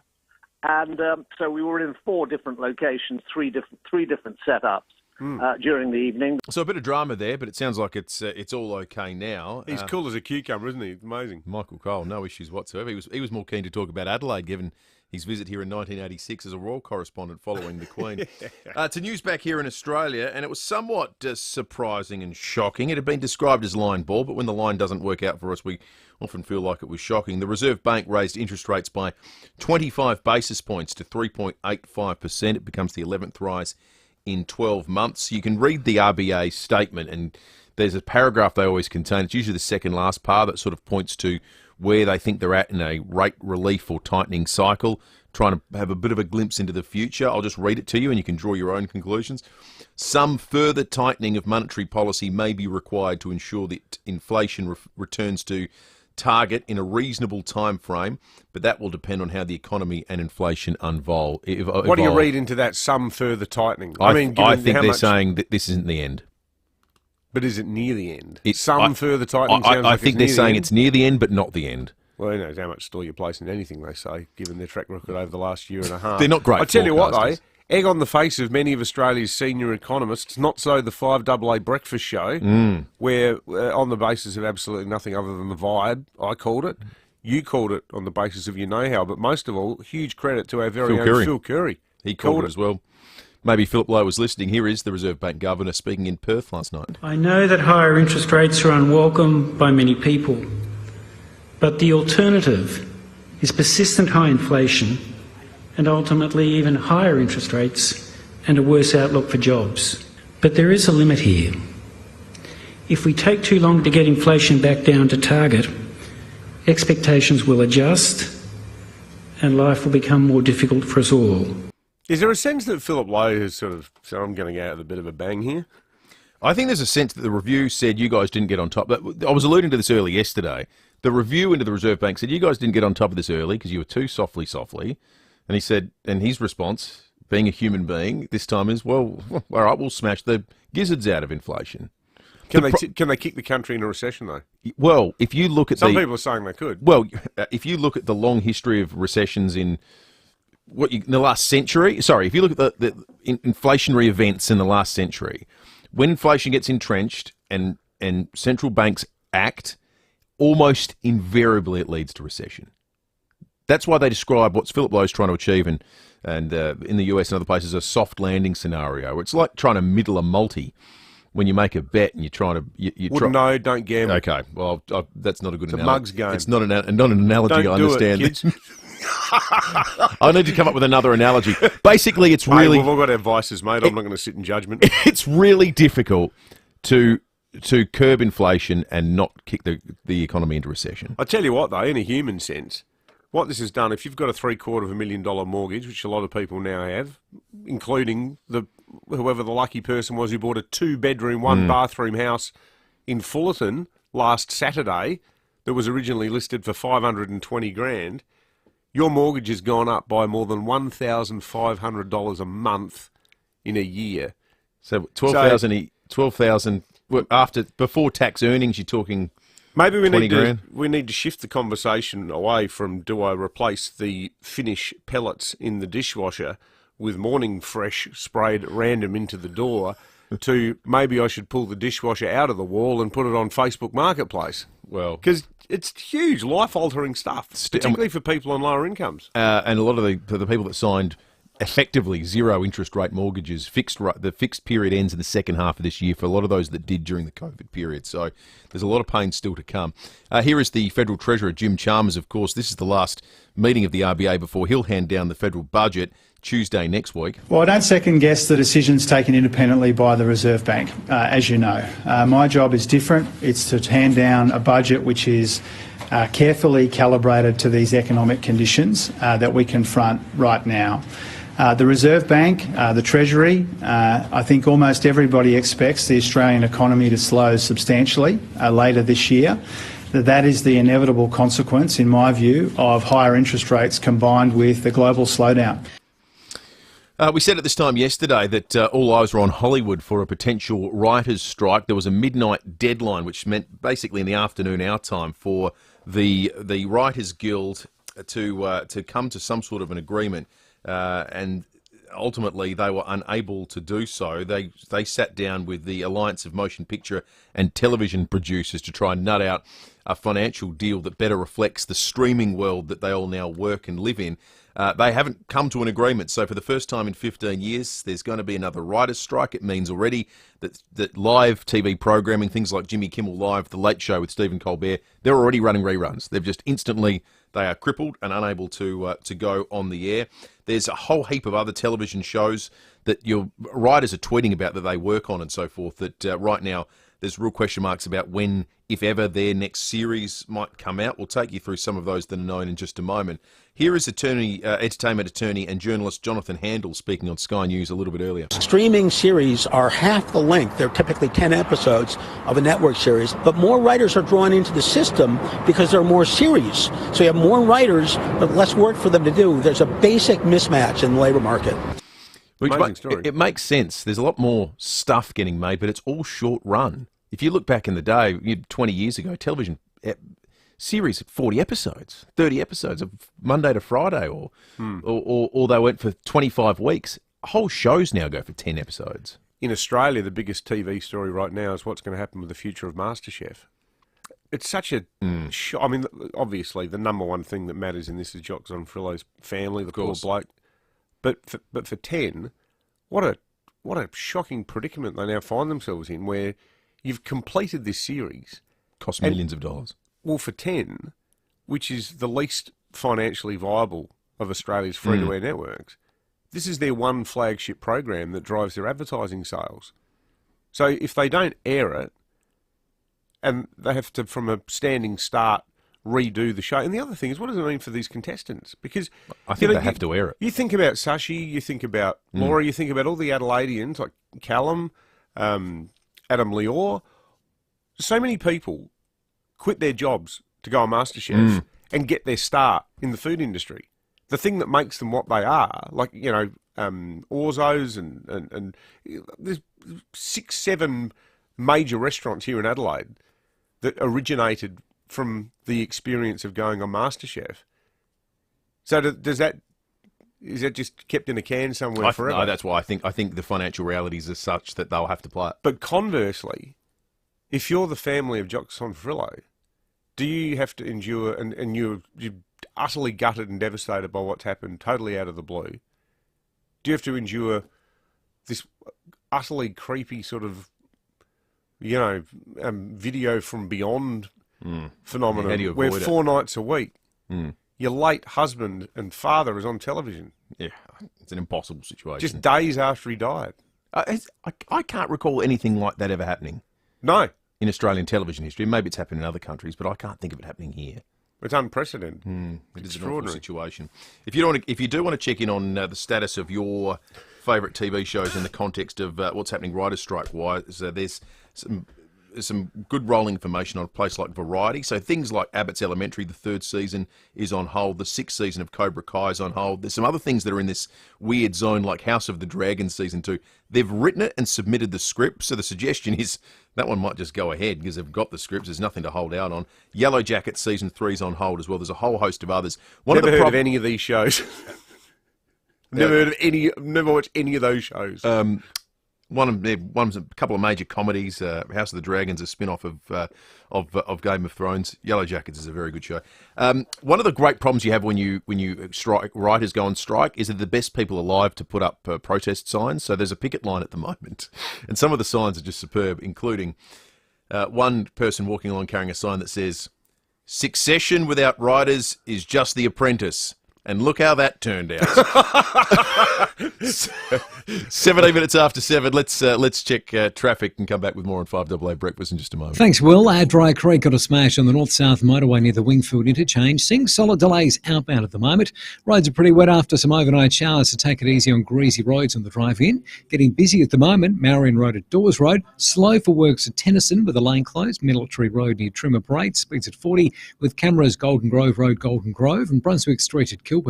This May, Bob Jen T-Marts have great buy 3, get 1 free, plus instant cashback deals with 15 stores located in Adelaide. They'll look after you. T's and C's apply. Adelaide's most accurate traffic on 5AA. 5AA Mornings with Matthew Pantelis. Australia's launching a world-first crackdown on vapes in the biggest smoking reform seen in, well, a decade at least. Dr. Colin Mendelsohn is chair of the Australian Tobacco Harm Reduction Association. You'd welcome these changes, I'm sure. Look, Matthew, I support limiting access to young people. Weekday mornings from 9. These strict policies we've got in Australia just hasn't worked. On 1395, Adelaide's 5AA. Great news for people on the move. Budget Car and Truck Rental have a new location, just north of the city at 354 North East Road, Clemzig. Open 7 days a week. So, if you're moving out or in, taking a load to the tip, or going on a big trip, you can do it all with Budget Car and Truck Rental. 7 metro locations, including their new site at Clemzig. Call 13 27 27. That's 13 27 27. Let New Zealand take your breath away on an exclusive 17-day getaway with Holiday Wonders Mitcham. Fly direct from Adelaide with Air New Zealand and experience the best of what the North and South Islands have to offer, with meals, accommodation and so much more included, and more highlights than any comparable New Zealand trips. Right now, it's our best value ever. Save up to $980 per couple. Call now or visit holidaywonders.com.au. Holiday Wonders, Belair Road, Mitcham. Gentlemen, is the urge to pee all the time getting in the way of your everyday life? Caruso's Pee Less to the rescue. Caruso's Pee Less is a unique herbal formula that relieves urinary frequency and helps support healthy bladder and prostate function. So, if you'd like to pee less, try Caruso's Pee Less today. Caruso's Pee Less is made in Australia and comes with a money-back guarantee. Available from leading pharmacies and health stores. Always read the label and follow the directions for use. Whether you're a sparky, a chippy, a fiery or a bikey. Whether they call you curly, tubby or tiny. Whether next door means a few feet or a few miles. We know the weather's harsh in South Australia. But Olympic Industries carports, verandas and sheds are tougher than most. And if they're strong enough in the country, they'll be strong enough in the city. Some say strong as an ox, others say hard as nails. We just say built to last. Olympic Industries. Do a deal today at Southern Volkswagen. T-Cross style from $35,990. T-Roc R-Line from $48,990. In stock now for immediate delivery. Hurry, stock won't last. Just 25 minutes from the CBD. Only at Southern Volkswagen. LVD 152780. 9 News is made in Adelaide for Adelaide. And has been since 1959. I'm Kate Collins. And I'm Brenton Raglas. Join us for 9 News tonight at 6. Breakfast on 5AA. David Penberthy and Will Goodings. The Cherry Motor 5 offers state-of-the-art driving from 33k drive away. Visit Cherry Glen Osmond. 21 minutes after 7. Lots of good text coming from the Duttons text line. Thanks to Duttons, 3 dealerships, 10 franchise in the Adelaide Hills and Murray Bridge. Duttons, easy to do business with. One here from Judy in Noongar Downs. Judy writes, we've been watching Anthony Bourdain on TV regularly after he died, so I don't see why Channel 10 don't get the go-ahead supposedly from Jock's family and wife. Thanks for that, Judy. I guess the uniqueness of it is the day the show was meant to debut, though. It's a bit different from playing, you know, the back catalogue of Parts Unknown by Bourdain. But it's a good point that Judy made. Absolutely. All right, let's turn our attention to sport. Win a corporate box at Adelaide Oval for you and your mates. Visit a Bro Hotel for more. All eyes are on the new Tassie team. The announcement's set to be made today. Gillan McLaughlin alerted people last night to the fact that he'll be flying to Tasmania today. That announcement will be made official. The 19th side will be in Tassie. It's a momentous moment for the AFL. Great moment for Tasmania as well. Good on them. The footy fans there have deserved a side for a long time, and they've finally managed to get one. The question goes to a whole heap of things like how to build the list. That was the subject of discussion on the sports show last night. We'll hear a bit about that in a moment. But the other question is what they get called, because the obvious name is the Devils. That's what the amateur side that's down there already is called. They're the Tassie Devils. That's no problem. They can be that. When you make an entity that's going to make money and profit from the name Tasmanian Devil, though, you run into the wonderful world of trademark law. And this one, frankly, defies belief. The Tasmanian team would have to broker a commercial agreement with Warner Brothers because of the Tasmanian Devil, the cartoon character that is a trademarked name. So despite how can you the trademark an actual animal? It's like saying, no, you're not allowed to use the term blue whale or chicken. Like, especially when the Tasmanian Devil of Tasmania predates the Tasmanian Devil that first popped up in cartoons in the 1960s by, I don't know, thousands of years. Well, yeah, it was not like in terms of its naming, so it would have been late 19th, potentially 18th century. But someone called it the Tasmanian Devil then, and Warner Brothers copied the name off the actual pre-existing animal. Yeah, and then registered the trademark. It's like a huge part of the Warner Brothers franchise. Anyway, there's some weird fringe. They're not calling them the Bugs Bunnies, are they? Maybe they should as a protest. Maybe they should. It's an entirely peculiar situation, but one they're going to have to overcome. Gillan McLaughlin's been big on, and perhaps we'll get more detail on the announcement today on making sure that announcement, the team name is chosen by the people of Tasmania. I just knowing the Australian psyche, the idea that they've been told now that they can't be called the Tasmanian Devils is going to make it the absolute runaway favourite if it wasn't already. And in an era where the UN steps in, or the World Trade Organization steps in to protect things that are of geographic significance or belong to a home country. We can't sell brie in Australia. We can't sell champagne. Yeah. There's talk that we can't even be able to sell feta, even though feta's not named after a town. Can't we go the same route with the Tasmanian Devil? Well, that would be the great counter-argument. I like this text. Tasmanian tigers would be suitable, but for some reason another team's named after an animal from a different continent. How about the Tasmanian thylacines? You just can't shout that out loud, though. Can't the thylacines. Can't the thylacines.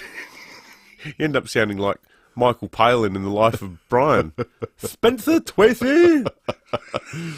So that's the off-field stuff. The on-field stuff is how do you get a competitive side out there for Tassie? And on the sports show last night, that was what they were getting into. AFL club presidents have given Tasmania team the green light. The federal government have kicked in $240 million. The AFL Commission meets tonight to give it, well, the big golden seal of approval, which means tomorrow, it's a big day. This is a significant day. Tassie will be the 19th AFL team in, possibly in 2027, more likely 2028. I think that's great. It gives them time as well. That's the thing. First I was thinking, well, early days I was saying 25, 26. I was thinking it's not a lot of time to prepare. And we saw probably they got to learn from the mistakes at both the Gold Coast and GWS and maybe learn from those and see how we can do that better. They've got a couple of good siders, haven't they? You've got one thing that's in your favour straight away. It's a football state. Of course you have. So that's a real big advantage for me. So they've got to get the juniors. And that's our opportunity, I think, is the development of who's on the ground now. And you get that opportunity. I think you were saying off air, they'll be in first year high today. So by the time they're ready, they're in year 8 at now. Draft, they'll be ready. Would you do something like this to give the whole Apple Isle the incentive and the kids to get excited? For the next 10 years, you can't pick a kid from Tasmania. They all go to the new team. Something like almost like they become a state of origin side. Funnily enough, it was the criticism of the Crows in 1991. Well, from Victorians it was just basically a state team. Yeah. And it looked like it in round one. Well, it sort of looked like Glenelg. A bit of that flavour to it as well. Ongoing discussion and debate. More about it you'll hear on 5AA across the day when that announcement becomes official. Win a corporate box at Adelaide Oval for you and your mates. Visit a Bro Hotel for more. We have a $100 Uggs to You voucher to give away this morning. We want to give it to someone who you have to use the honesty system here. If you made a big prediction and got it right. When have you made a big call and got it right? Because we have the radio equivalent of a Uggs to You voucher to give to Phil Curry, because at around this time yesterday, he was one of the few that got the RBA prediction right. Here's Phil. What's your tip for the RBA's meeting later today, Phil? What do you reckon they'll do? Gee, I reckon, look, and please don't take this as any sort of authority because I have none, but I suspect they may move again. It's a real 50-50 thing. We saw inflation last week had fallen for the year to the end of March from 7.8 to 7. 7 is, while that's a release, 7 is still enormously high. It's got to come back between 2 and 3. Economists around the country describe the decision as a shock. No shock to Phil Curry. $100 Uggs to You voucher for the time you've made a big call and got it right. 822300. You can text us on the Duttons text line as well, but it'll be a caller that wins. If you made a prediction... They call it in the Oracle in Canberra. People were approaching Phil today in the press gallery saying, you got any... stock tips? Yeah, Powerball Thursday night.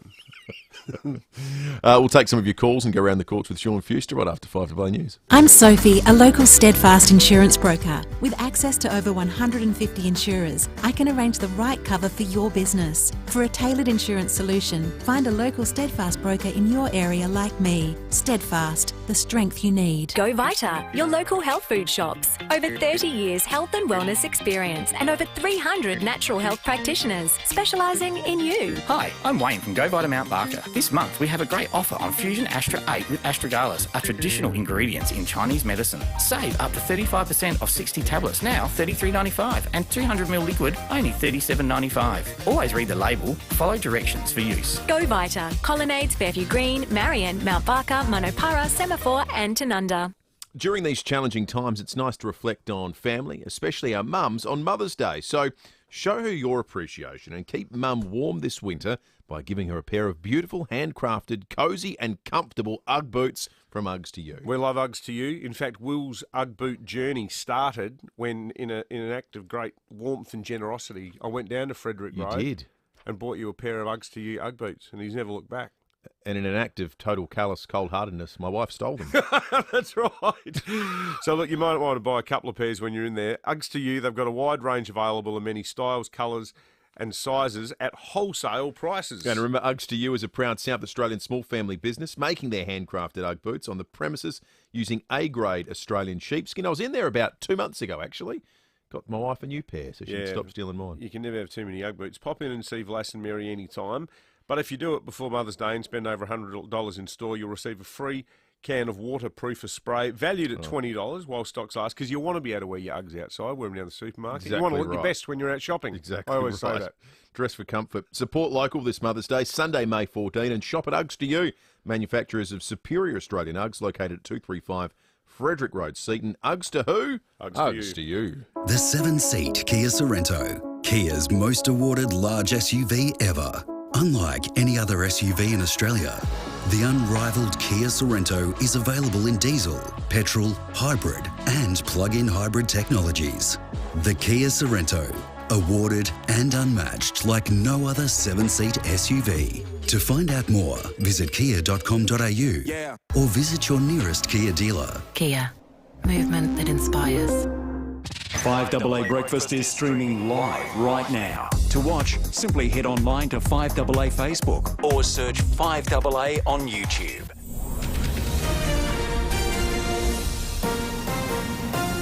This is Adelaide's 5AA. A morning shower or two and 18 today. With 7:30 news, I'm Mel Usher. More visitors are checking into Adelaide hotels than ever before. March has set a new occupancy rate record on the back of the Fringe and Festival.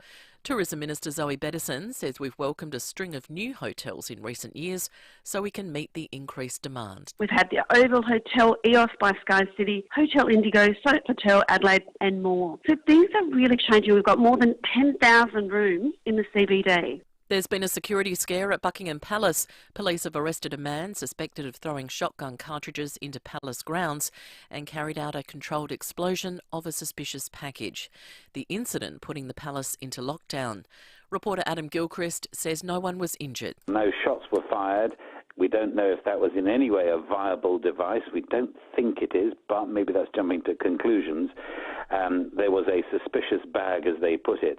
And as I say, Charles and Camilla weren't anywhere near at the time, so the guy didn't exactly get his timing right. One of the country's leading financial advisors says the Reserve Bank's decision to again lift interest rates has left mortgage holders terrified about being able to make their repayments. The official interest rate has been increased another 0.25% to 3.85. Yellow Brick Road Home Loans Executive Chairman Mark Boris says it's a blunder. Hard-working Australians who listened to what the RBA said a couple of years ago, that the interest rates aren't going to go up until 2024. Never expected when they did go up, they're going to go up 10, 11 times at such a rapid clip. Those people are terrified, they're confused, they don't know what to do. A new Privacy Commissioner will be appointed to deal with the growing threat of cyber attacks. The senior public servant will have the power to investigate companies who may not be properly protecting customer data. Until now, the role has been covered by the Information Commissioner, but Attorney General Mark Dreyfus says it's important the two jobs are separate. Australia is getting a standalone Privacy Commissioner to deal with the growing threats to privacy. Recent data breaches, massive data breaches, shocked millions of Australians who saw their most sensitive personal information exposed. Smacking children can have a lasting negative impact on their health later in life, according to new research. Emily Minnie has more. Corporal punishment of a child by parent or carer is legal in Australia if it is within reasonable limits. But a report warns smacking children increases their likelihood of developing lifelong mental health issues such as depression and anxiety, and makes them more likely to become violent as an adult. Experts say it's proof smacking should be banned. 38% of older Australians consider it a necessary form of discipline. Now turning to 5AA Sport. Check out Gliderroll Garage Doors' new Timber Look Native Series sectional doors. Gliderroll.com.au. What's happening in the footy, Tom Wren? Well, Mel, the AFL is today expected to officially announce Tasmania will get its own team. The 18 club presidents met for around 15 minutes, agreeing Tassie should enter the competition. AFL commentator Lee Matthews says it won't be long before there are 20 teams. You get a 19th club, you've got to go to a 20th. You're not going to have a bye for the rest of the football existence. But the thought that another game is going to add enormously to the TV rights, I think is folly. My kind of information is that after you get after about 7 games, the 8th, 9th game or the 10th game are worth not too much at all. Port Adelaide forward Todd Marshall is available to be selected after recovering from concussion, while Tom Jonas will also play this weekend against Essendon after serving his 1-match suspension. Meantime, Collingwood's Nathan Kruger has been cleared of rib damage and is a chance to play on the weekend. The 23-year-old was subbed out of the game on Sunday against the Crows and sent to hospital. Meantime, the club says Scott Pendlebury has responded well to surgery after his eye injury and is expected to return to full contact training later this week. Well, Craig Goodwin has cemented himself as one of the greatest players ever to play at Adelaide United after taking out last night's Aurelio Vidmar Award for a 3rd time. Dylan Holmes won the Women's Award. 5 European nations could be blocked from viewing the upcoming FIFA Women's World Cup as the governing body threatens a broadcast blackout after receiving what they say are low-ball bids for the rights. President Gianni Infantino says it's a slap in the face to women's sports. We need to generate these revenues, and they should help us, because otherwise we'll simply not sell these rights at these undervalued prices to them. That audio there thanks to Sky News. And Arsenal has bounced back to the winners list in the English Premier League after taking care of Chelsea 3-1.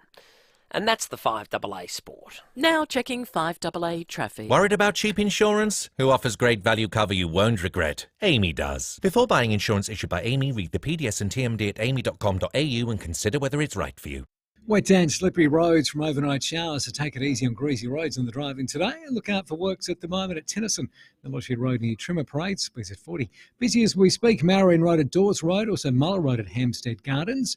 Slow for works at Edwardstown, South Road near Ackland Street, speeds at 25 with cameras bags to Road Salisbury North and Whites Road at Paralawi.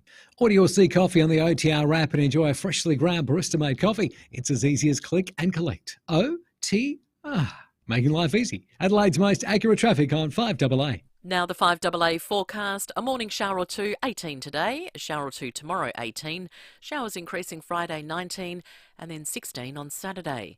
Right now it's 16 degrees. More news as it happens on 5AA. Breakfast on 5AA. David Penberthy and Will Goodings. Test drive the incredible Cherry Motor 5 today at Cherry Glen Osmond from 33k drive away. Go Cherry. 23 minutes to 8. John Blake before 8 o'clock. After 8 today, Melissa Doyle will join us on the day that her new book comes out, Age Against the Machine. Also, the host of Channel 7 Sunrise program, her former colleague, David Kosh. He's in London ahead of the coronation this weekend, where there has been something of a security scare during the morning. We crossed to the only news outlet that was broadcasting whilst a controlled detonation went on that followed the arrest of a man involved in a pretty bizarre behaviour, by all reports, throwing shotgun cartridges onto the grounds of Buckingham Palace. We'll have more on that with Koshy a little bit later. A bit of a return to musical form by us there, playing some UK squeeze out of the 7:30 news break after the sheer horror for which we apologise of the Nickelback debacle that happened at 7:05. The other thing we've got is an Uggs to You voucher to give away. Phil Curry would be one of the few bold and accurate enough to have predicted the interest rate rise that the Reserve Bank Governor would hand down yesterday. It's Uggs weather. It is Uggs weather out there at the moment. I wouldn't mind a sort of 6'2" tall Ugg boot that I can just insert myself in. Human size Ugg boot. Full body Ugg boot. The sun is piercing the clouds out there at the moment, but it still looks pretty grim. If you want to win that $100 Uggs to You voucher, give us a call right now. And in the vein of Phil Curry, tell us when you made a big call that came up true. 8223 or text us on the Dutton's text line. It's time to go around the courts with Sean Fuster on 5AA Breakfast. Speak up for a better South Australian community through independent charity Crime Stoppers and Police Credit Union. Sean Fuster, good morning to you. Good morning, guys. I'm calling you from my 6-foot Ugg boot because I'm not walking out in this weather. No way. Yeah, need to rug up today, mate, for sure. Hey, Sean, we spoke a few weeks ago about the Cutler murder and the extraordinary details that emerged around the father and the son who were present there. Well, we've heard a bit from the defence lawyer on behalf of the son yesterday. That's right, yeah. What we're hearing now is the other side of things because, of course, the young man, Marco Yandel, former Trinity College footballer and vice-captain, is going for bail. Now, boys, before we dive into this, we've got to remember the rules when it comes to bail. Bail is not determining whether or not someone's guilty or not guilty. Bail is not proof beyond reasonable doubt. Bail is not even the balance of probabilities. What the court has to consider is what's the prosecution evidence, if taken at its highest, assumed that it is as close to provable as possible, and what risk does the person seeking bail pose to the community if released. So that's what the Supreme Court's got to consider. Also, when it comes to murder, the usual rules of bail have flipped. Usually you're presumed to be eligible for bail unless the prosecution can prove otherwise. For murder, it's a case of you are presumed to be too much of a risk to the community and not be deserving of bail unless you, as the defence team, can prove otherwise. Right. So we're in bizarro world here when it comes to the usual way our courts go. The assumption is the prosecution's right and you have to prove that they're wrong. So they came with all guns blazing, and the biggest piece of evidence that they had to argue their case was CCTV footage of this alleged murder. For the first time, we heard that it's infrared CCTV footage, that it's from a high angle looking down. And we heard two different versions of what that CCTV footage shows, which really tells you how difficult evidence can be to interpret at times. Because on the defence case, you've got CCTV footage of Marco Yandel doing absolutely nothing but holding a torch while his father, Keith, shoots and kills a defenceless man, Stephen Murphy.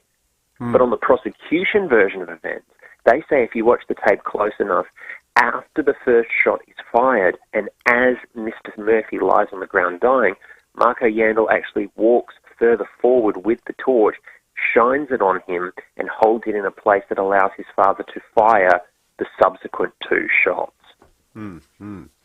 So, has there been a resolution of it, Sean? Understandably, Justice Sandy McDonald said, I might go and watch the footage again before I make my decision, because she's watched it before they came into court. We weren't allowed to see it as members of the media, which you'd expect, and to be quite honest, I'm grateful for. Yeah. Nobody needs to see that kind of footage again and again. But Justice McDonald is going to have to watch it again and again before she hands down her decision on Friday, because the other thing she's got to balance here, guys, is Marco Yandel's a 19-year-old man who's never done anything wrong in his life, had no contact with the justice system whatsoever. And is he in this shed on this night lawfully defending his family's property and something goes wrong? Or is he in this shed this night with his father, with the knowledge that his father intends to kill any intruder that he finds? Because if the prosecution can't prove that Marco knew or at least reasonably suspected his father would take lethal action, then the prosecution may have trouble even maintaining a charge to get it to trial in the first place. Well, that seems problematic, doesn't it? I mean, because Very much what's so. the... I mean, I don't want to defend what's happened here. I haven't seen the vision, but I wonder, just thinking broadly about a 19-year-old with your father going out and to confront a situation like that. What's the expectation that you do? Do you intervene? In the absence of some sort of intervention, are you complicit? It comes down to a couple of things, Will.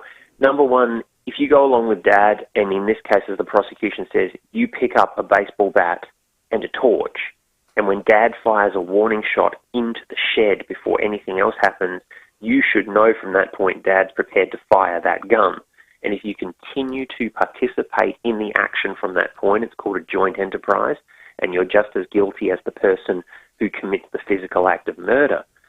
But on the defence version of events, there's nothing to suggest that the young man would have any idea that his father would be prepared to actually fire a shot at a person at a distance of no more than 2 metres, let alone 3 shots while you're holding the torch. So to prove that necessary mentality and understanding will be difficult. The prosecution would then point to, well, what's Marco allegedly done after the shooting? Has he participated in the burying of Mr. Murphy's body beneath the shed? Has he participated in the attempted wiping of the CCTV footage? I mean, we heard that the hard drives from these CCTVs were hidden in the roof cavity. Is that something that he knew about and was involved in which case, does that mean he either knew that it was going to happen or went along with it after the fact? Is it extraneous or irrelevant, Sean, the fact that as still a reasonably young guy, under the sort of pall and example being set by his father, that he's in the midst of this totally horrendous process and sort of felt swept along with it because it was his dad who was leading it all? Is that part of the discussion? Well, the law says that once you're 18, you're responsible for your own action. And if you're swept away along with someone that you admire and respect, you're still responsible for it. It'd be no different than me saying, boys, let's jump off a bridge, and you guys deciding you're going to do it because for some bizarre reason you respected me enough in that moment to jump off the bridge. We're all, under the eyes of the law, responsible for our own decisions. Yeah, now, whether defence can say at trial the respect, the onus, the belief in his father was so overwhelming that he couldn't rationally decide at that moment that he was able to make a decision separate to his father is a completely different issue. That's something a jury would have to satisfy themselves on beyond reasonable doubt. And did the dad and the son have the same defence lawyer? No, different defence lawyers, but from the same firm. So at the moment, everything's moving in concert. And the father, Keith, has actually dropped all of his bail applications. And we haven't heard a word from him one way or the other. It's just a bizarre and horrible story.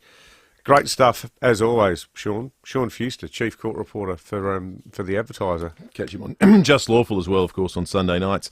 It's 14 minutes to 8. John Blake coming up in just a moment. Also, the Rumour Files about to start. Give us the tea, Adelaide. Building or renovating, your first choice should be visiting the Smeg showroom at Debney Distributors. Taste the difference with Smeg. Next hour on the program, if you've got some insight, some secret information, or a hot lead, you can stay totally anonymous and win yourself a Smeg kettle. It looks like Lucy's got out there at the moment. Nice. A Smeg kettle.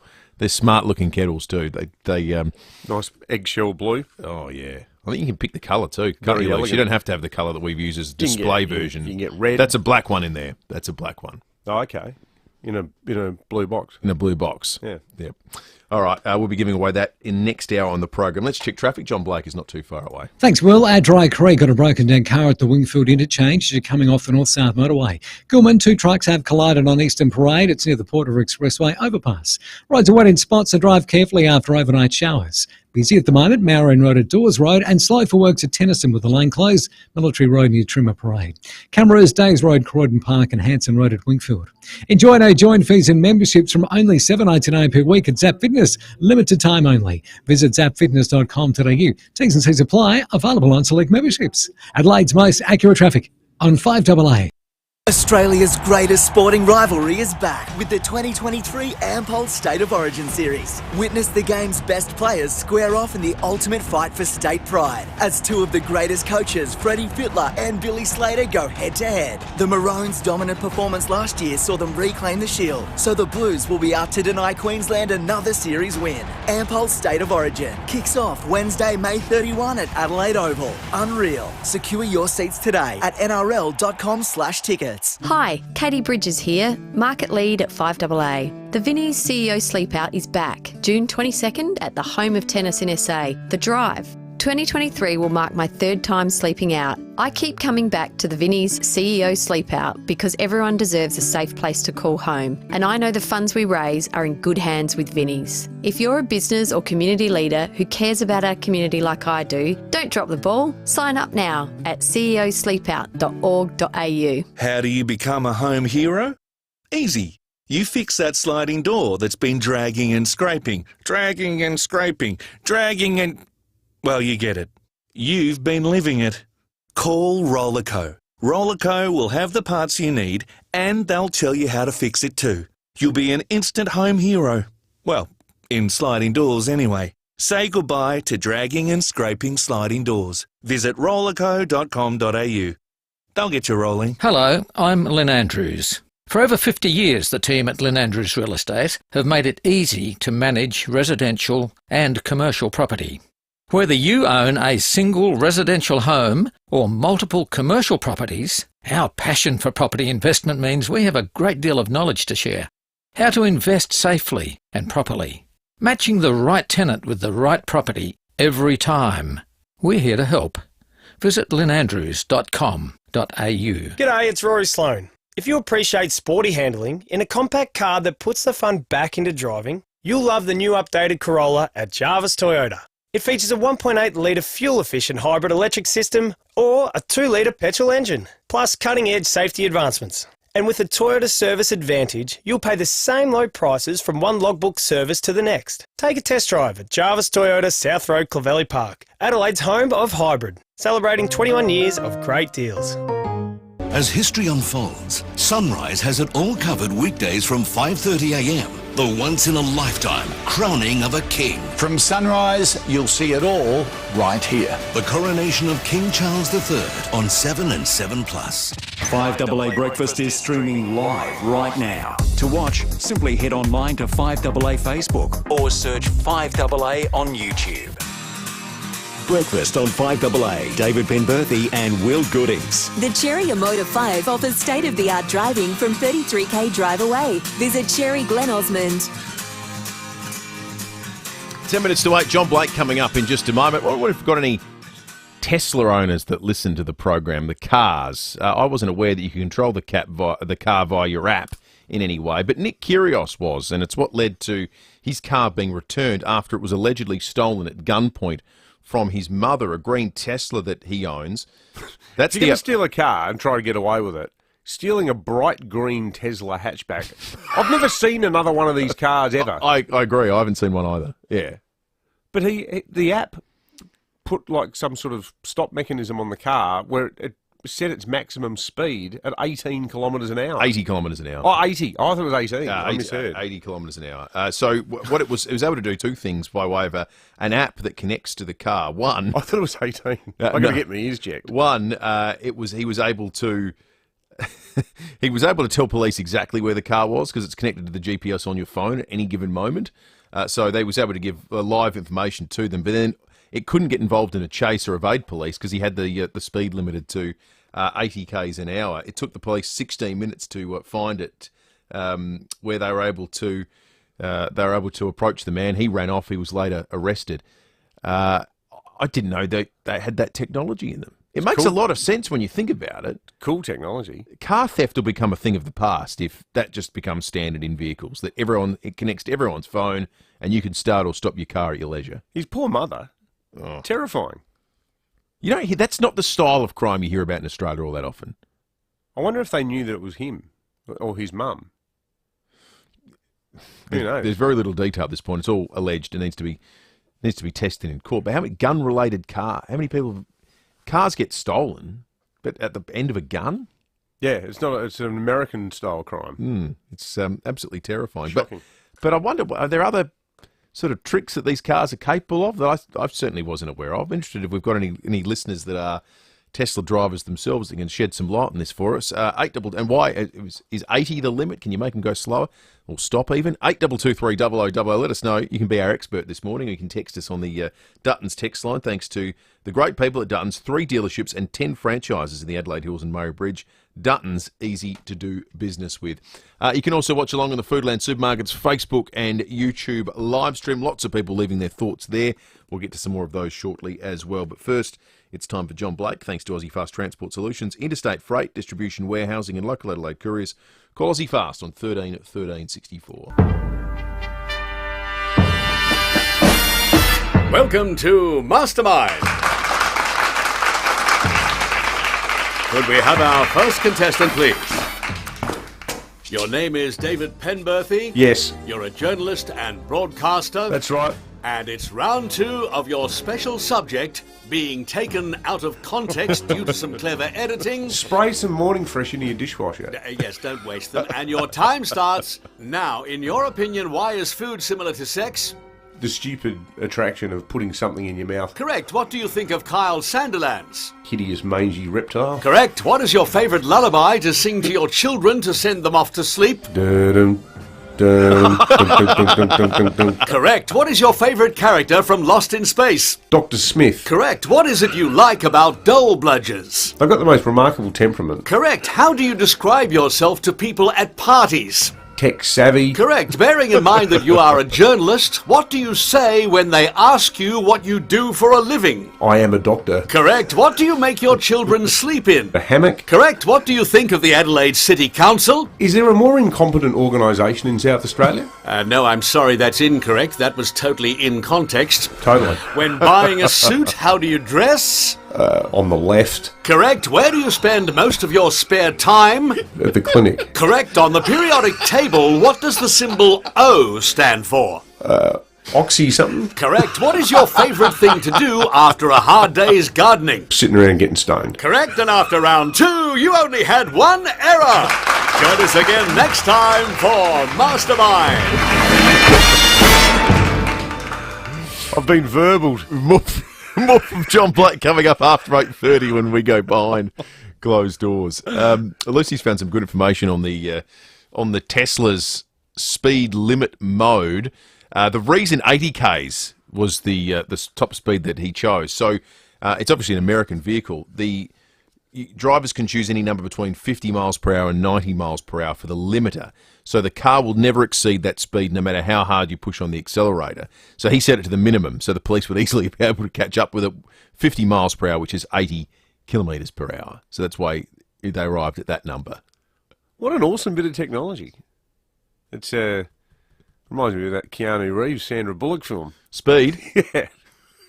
That was 80 miles an hour, wasn't it? The bus had to go over. It had to stay at 80, didn't it? Yeah, otherwise there was a bomb that would go off. Crazy old Dennis Hopper watching the whole thing unwind on his CCTV footage. Great concept. Call in now with your rumours for the Smeg kettle. Of course, you remain totally anonymous. We see the odd text coming through already on the Duttons text line, but it'll be a caller who wins it. And don't worry, we can change your name or come up with some sort of other name if you don't want to yourself, and you can win that Smeg kettle by 9 o'clock this morning. If you're building or renovating, your first choice should be visiting the Smeg show at Debney Distributors. Taste the difference with Smeg. The number, 8223 0000. Get your rumours coming in. Big thanks to Ali, who sent in a wonderful photograph of the shore at Glenelg Beach. A wild and woolly Glenelg this morning, Ali writes. I tell you what, there's piles of seaweed there. It looks like something you'd find down on the coast of Cornwall. Amazing. And a lot of texts about the Tassie Devils. I like this idea from Jeff. This would be a really good starting point for them. Jeff says, why don't they approach Warner Brothers about being the sponsor?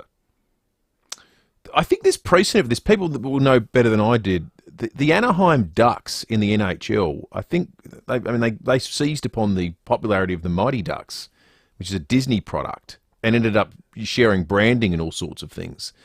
So there's a model, I think, there, but correct me if I'm wrong, I'm no hockey fan, so I may have a little bit out of order, but there's a model there, I think, for this to work to everyone's benefit. So that's a great text. Chris has called into the program. Morning to you, Chris. Morning, boys. How you going? Good, mate. Thanks, Chris. You were ringing up about Tesla owners? Yeah, that's right. Yeah. You were, yeah. My friend Ben Jordan told me to ring up. I wasn't actually listening at the time, so you have to ask the questions, I'm afraid. Ah, our stats man. Big thanks to him. So you're a friend of Ben Jordan's. Oh, what a good group. Yeah, So, lifelong Lady of Grace for days back in Glengarry. oh, superb. Chris, so we were talking about this Nick Kyrgios story where he was able to use the speed limiter on his app and able to track its progress to direct police to his car that had been stolen. What kind of functionality do you have in terms of interacting with your car via a phone app? We can tell where it is. My wife can turn on the air conditioner when she's 5 minutes away, so it's a nice crisp temperature in summer. You can turn the lights on. You can turn the windows up and down. You can do a light show. Yeah, pretty much anything from anywhere in the world, basically. Does the speed limiting, is that a standard feature? Like, can you do that with your car? Yeah, ours is set to a speed limit. I think ours is set to like about 120 or something like that. But yeah, you can. I think it goes up to like 180 or something like that. So, but yeah, you can definitely reduce the speed. So if you've got a P plate or an L plate, you can put it down to 100 or something like that. How have you found it as a car? Do you like them? Oh, it's brilliant. Yeah. You won't go wrong. Like, yeah. And plus with the government rebates at the moment, like $3,500 plus no registration for 3 years. Yeah, you can't go wrong. Is charging it a hassle? We've got a decent solar system, so it costs us nothing. We charge it when we're home during the day, like on weekends and things. Sort of one charge a week gets us we don't drive it a lot. We're just around the metropolitan area, so it's pretty convenient. Yeah, you can't go wrong. Like, the features of it is amazing. And if you buy the self-drive, fantastic. Just limited by the charging when you travel. That's the only thing with Australia. It's too big for people who work on the road a lot to have a car that needs to charge for an hour, to go another couple of 100 kilometres. So. Was that the Tesla then, Chris, in the background? No, my wife's got the Tesla. I've got the a different car. So. not the Tesla. Chris, thank you for calling in. Thank you for calling in. Say good day to Ben for us, too, Yeah, Chris. absolutely. I will. Have a good day, boys. You too, mate. Bye. It's a frightening thought, but what if you lost the capacity to manage your financial affairs? If you're not at the helm, who makes medical or health decisions? Who controls the family trust? From the simplest to the most complex wills and estate plans, Donlan Lawyers will answer your questions and help carry out your wishes. For wills and estate planning, visit donlanlawyers.com. That's donlanlawyers.com. Hindmarsh Square, Adelaide, and Ocean Street, Victor Harbour. At Mawson Lakes Volkswagen, we believe you shouldn't settle for anything. You deserve the best. So why settle for an SUV when you could be enjoying an SUVW? Come and see our range of T-Roc and T-Cross, the small SUVs that are big on features. Don't wait months for your new T-Roc or T-Cross, and don't settle for an SUV when you can own an SUVW today from Mawson Lakes Volkswagen. Salisbury Highway, just a short drive from the city. Online, on DAB Digital Radio, and on 1395 AM. Talking Adelaide. This is Adelaide's 5AA. A morning shower or two today and 18 with the 8 o'clock news. I'm Mel Usher. A major security scare in London this morning. A man was arrested outside Buckingham Palace after he was spotted throwing suspected shotgun cartridges over the fence while allegedly carrying suspicious items. Police performed a controlled explosion moments after making the arrest. The UK Daily Telegraph's Camilla Tomini says tensions are running high ahead of the coronation. These things do happen. We've had quite a lot of kind of protest activity on the ground here, not just at royal events, people protesting for republics and saying not my king, but also just generally we've had Extinction Rebellion, and as ever there's a heightened police presence anyway, but one imagines that will now be ramped up. The incident occurred just hours after the King wrapped up talks at the palace with Prime Minister Anthony Albanese. Boom times for our tourism industry. Occupancy rates at city hotels during Mad March hit an all-time high. And Tourism Minister Zoe Bettison says accommodation is just one revenue stream from visitors. It's everything else that happens after that. The restaurants, the cafes, the pubs that they go to, the experiences they book and take as well. The majority of officers in SA are not in favour of the police department's controversial district policing model. David Bruce has the story. Close to 1,400 police officers took part in the survey, and 81% of them said they did not support the model, and 78% said it should be scrapped. The Police Association will meet with the Premier and the Police Minister tomorrow to discuss the issue. Frontline police officers have also revealed many types of crimes, such as minor drug offences and theft, are not being properly policed because of work pressures and resourcing issues. An enterprise bargaining agreement struck in 2016 was supposed to allow for more days off for officers in return for more hours each shift. But the association says many policemen and women are frustrated because it just hasn't happened. A new privacy commissioner will have the power to investigate companies who failed to protect customer data. The federal government is reinstating the standalone role after it was absorbed into the Information Commissioner's job in 2015. Labor says it's an important step to protect Australians from cyber attacks. Another 36 Australians have been evacuated from strife-torn Sudan as part of an overnight mission involving the RAAF. The defence plane landed in the early hours of this morning. The Sudanese military is involved in a violent battle with a rival paramilitary force, causing ongoing unrest in the country. Foreign Minister Penny Wong says 191 Australians have been rescued, but some remain. There are still Australians in Sudan, and I would say to you, we will keep working, although the situation is even more volatile. And I would just urge everyone who, if they have not already, to make sure they register with DFAT.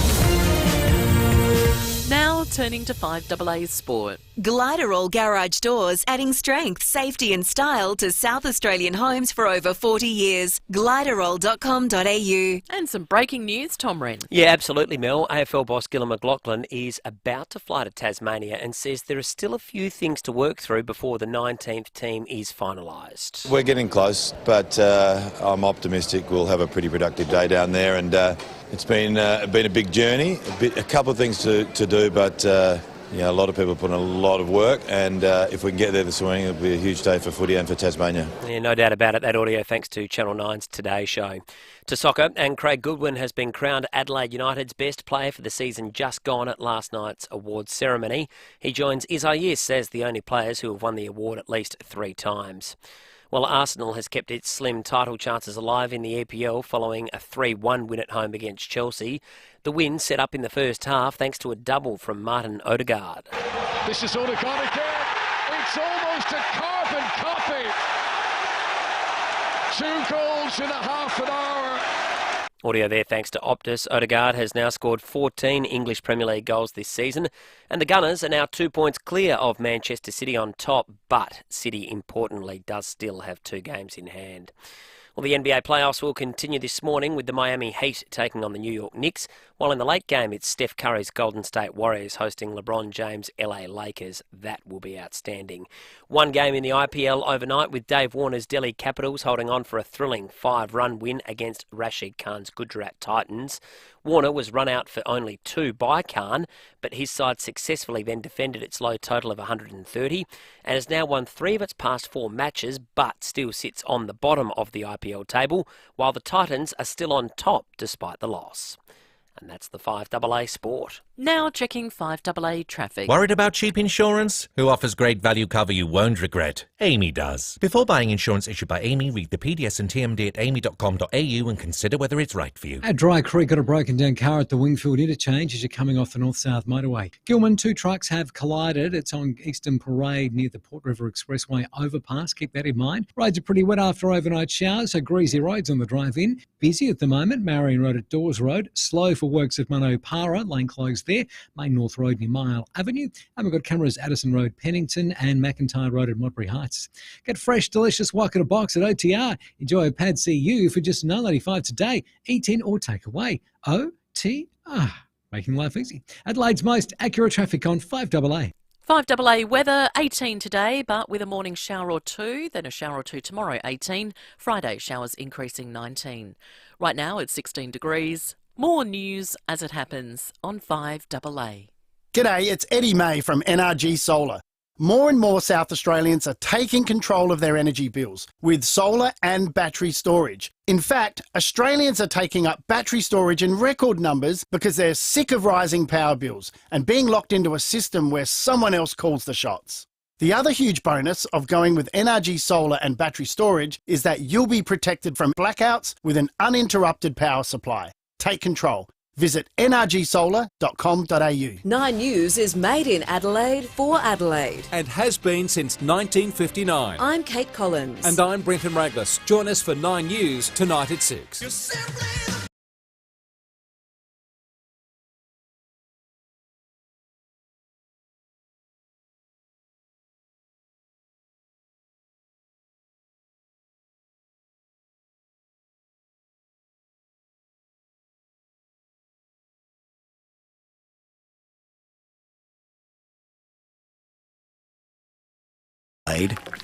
We got a Smeg kettle to give away this morning on the program, thanks to the excellent people at Debney Distributors. On your Debney Distributors. If you're building or renovating, your first choice should be visiting the Smeg showroom at Debney Distributors. Taste the difference with Smeg. If you're on the Foodland Supermarkets Facebook and YouTube live stream, you'll see the, I don't know what the modern equivalent of the barrel girl is. It's the kettle man, David Pemberton. That's a sexist term, Will. You can't use that anymore, barrel girl. Or what about kettle man? Why can't you be a barrel boy?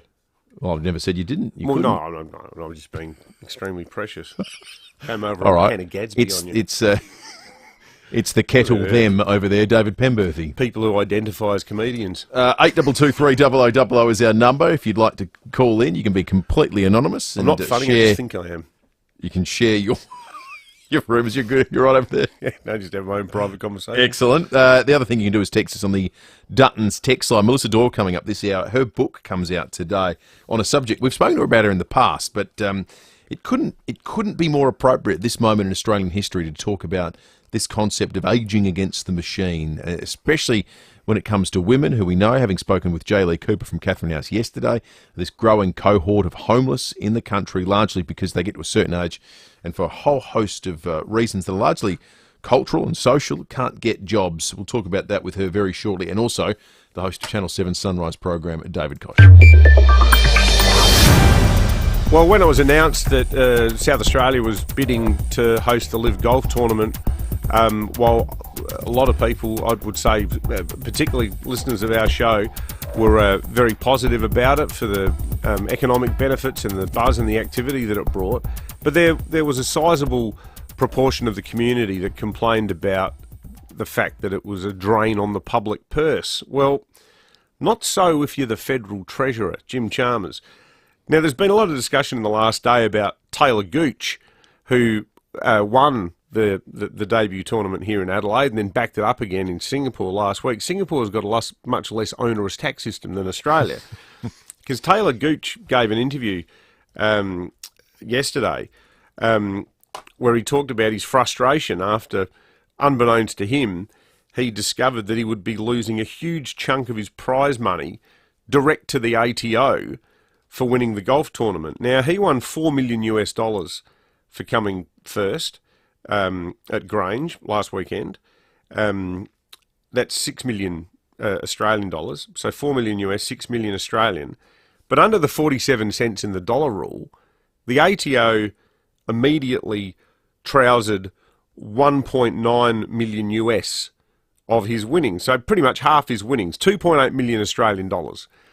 Now, he said, look, it's a little bit disheartening seeing 47.5% because Australian taxes do not enter the account. I'm by no means complaining, but the $4 million, once you cut it all up, let's just say it's a lot less than 4. Now, I didn't know this, but it actually applies, and you think about it logically, of course it would. It applies to everybody who competed, because even the person who comes bottom, i.e. 54th, gets 125 grand. I think it was that Korean chap, Kim. All of them have to pay tax at 47 cents in the dollar. So what that means is that the Australian Tax Office, the federal government, received $18 million in tax payments from Live, which is more than the cost of staging it. Now you can say, well, state governments coughed up the money, wasn't the feds. But in terms of money being channeled back into Australia, setting aside all of the economic activity, in return for doing absolutely zero sweet you-know-what bugger all, the federal government received more than the amount it costs the state government to stage the event, $18 million, in return for stamping a few visas. That's not a bad little earner if you happen to be Jim Chalmers, is it? Not bad at all. I think Jim Chalmers would be quite happy if Peter Malinowski stood up today and announced that we're going to be holding the Live Golf Tournament once a month at the Grange Golf Club. Tell you little mini bonus breaking at 8:02. After the West Coast Eagles came out yesterday and said that they are campaigning for a yes vote for The Voice, following Collingwood doing it a week ago, there's an expectation that all the clubs, including our 2 clubs in Adelaide, are going to do it.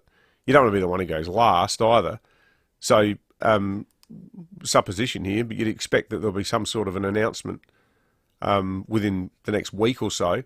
Always fraught, these things too, because a lot of people sort of jack up as a matter of course about any blurring of politics into sport.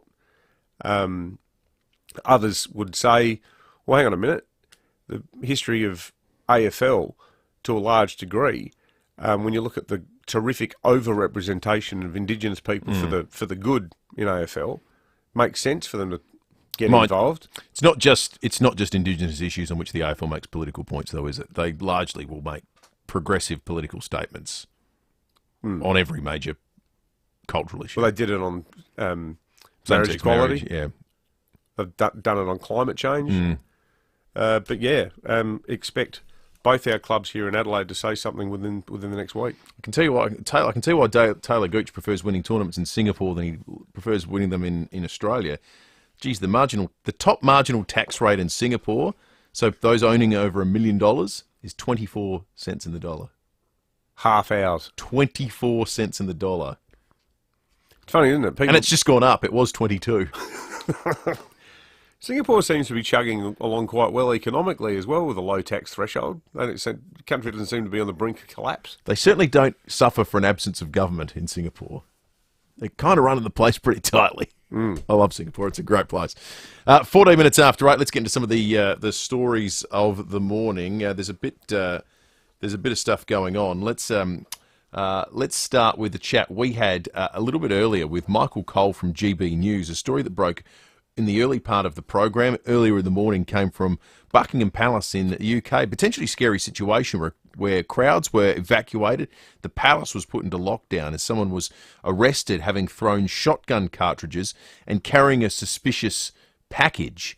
The package was the subject of a controlled detonation that was caught on air as hosts from GB News a radio station in London were broadcasting about the fact that they'd just been asked to move. We're going to have to evacuate now. The police are live with us now, so I'm very sorry to say that it is good evening for me for the time being, as I think that was probably a controlled explosion in the background. That's what it sounded like to me. Do they need us still to evacuate? Because that's now been and gone. They still need us to evacuate. That voice is radio host Michael Cole, former royal correspondent, who visited Adelaide actually back in 1986, who we had a terrific chat with at about 15 minutes to 7. We were actually on air broadcasting when I was told by the cameraman, they're saying we've got to get out of the cabin. I said, well, there's no danger here. We're far away from anything. We'd only heard that somebody had been an intruder. And I said, I want to hear it from a policeman before I'm moving, because we've been invited, we're on air, we're accredited, we've been checked, and why should we leave when there is no apparent immediate danger? Anyway, a very nice young London policeman put his head round the door and he said, I'm afraid, gentlemen, you're going to have to move. So I take orders from the police, from the proper authority, and then we moved outside the gate. The police carried out what is known as a controlled explosion. I'm sure that's a term you're familiar with. Essentially, they've got a suspicious package and they blow it up. So they make sure it goes away. And we actually got that on air. We were the only outfit that was actually on air at the time. I was with Jacob Rees-Mogg, who to some extent is derided by sections of the press. But he was typically cool under pressure, and for a politician, he ad-libbed brilliantly. We carried on our broadcast, and the police eventually said, yes, you can go back to your tent. You know, it could have been a nasty little incident, but as the Rolling Stones sang, it's all over now. You know? The man was arrested, and it is all over now, so some good news there. Some revelations out of the UK, too, with regard to what Australia's gift to the King will be for his coronation. The gift will be a donation to a West Australian charity, Friends of the Western Ground Parrot. They will receive $10,000 to support the conservation of what is Western Australia's rarest bird. Now, correct me if I'm wrong, I reckon the ground parrot has not actually been seen live since the 1950s. Is that the one? There's two. There's the ground parrot and there's the night parrot. Because in the Reader's Digest book of Australian birds, which is a terrific book, I'm sure a lot of our listeners would have it, those with an interest in ornithology, the ground parrot, I think it's a little khaki green parrot. They really certainly still exist. Hence might be the night parrot's what I'm thinking of. Hence the donation to keep them alive. They're found in the remote Cape Arid National Park and in a nearby nature reserve. They spend most of the time on the ground in low, dense areas. It's estimated there are only 150 western ground parrots remaining. Wow. Just 150. Bushfires are the big issue they've been facing in recent years. That's a cool gift. Yeah, fascinating gift, isn't it? I wonder if Charles is interested in ground parrots. He must do. Sounds like the kind of obscure thing he'd be into. I think that's true. The West Australian Environment Minister, Rhys Whitby, has welcomed the contribution. Well, the last time Australia contributed to a coronation gift, it was 70 years ago. On that occasion, it was a pair of gold coronation bracelets for Queen Elizabeth II. But I think King Charles will be absolutely delighted with this gift. He's a passionate conservationist and he'll be delighted.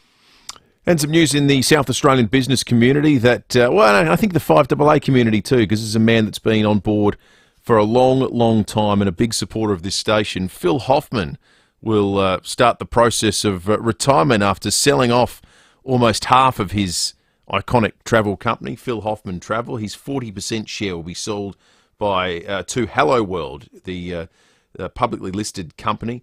He says it's the right time to step away from day-to-day operations. As part of the deal, his Chief Executive Peter Williams will keep his 50%. Hello World have an option on Phil Hoffman's remaining 10% over the next couple of years. But I think Phil's a story. He's such a familiar voice to people on 5AA. We've spoken to him so many times. Whenever there's news too, not just holiday planning related stuff. If cruises get shut down, Phil's the guy we go to. Yeah.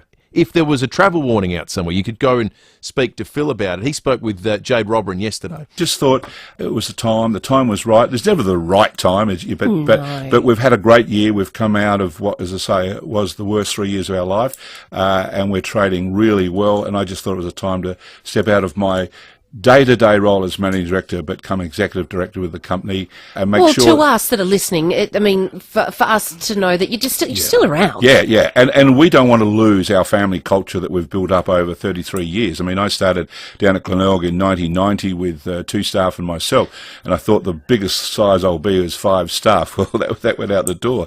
But I've enjoyed Jade every moment of it, and will continue to enjoy it and continue to work with the team I've got. Phil and his wife Alison are just two of the best people you can ever meet. They're wonderful. And what a great South Australian success story. Absolutely. They've employed so many people from him such humble beginnings.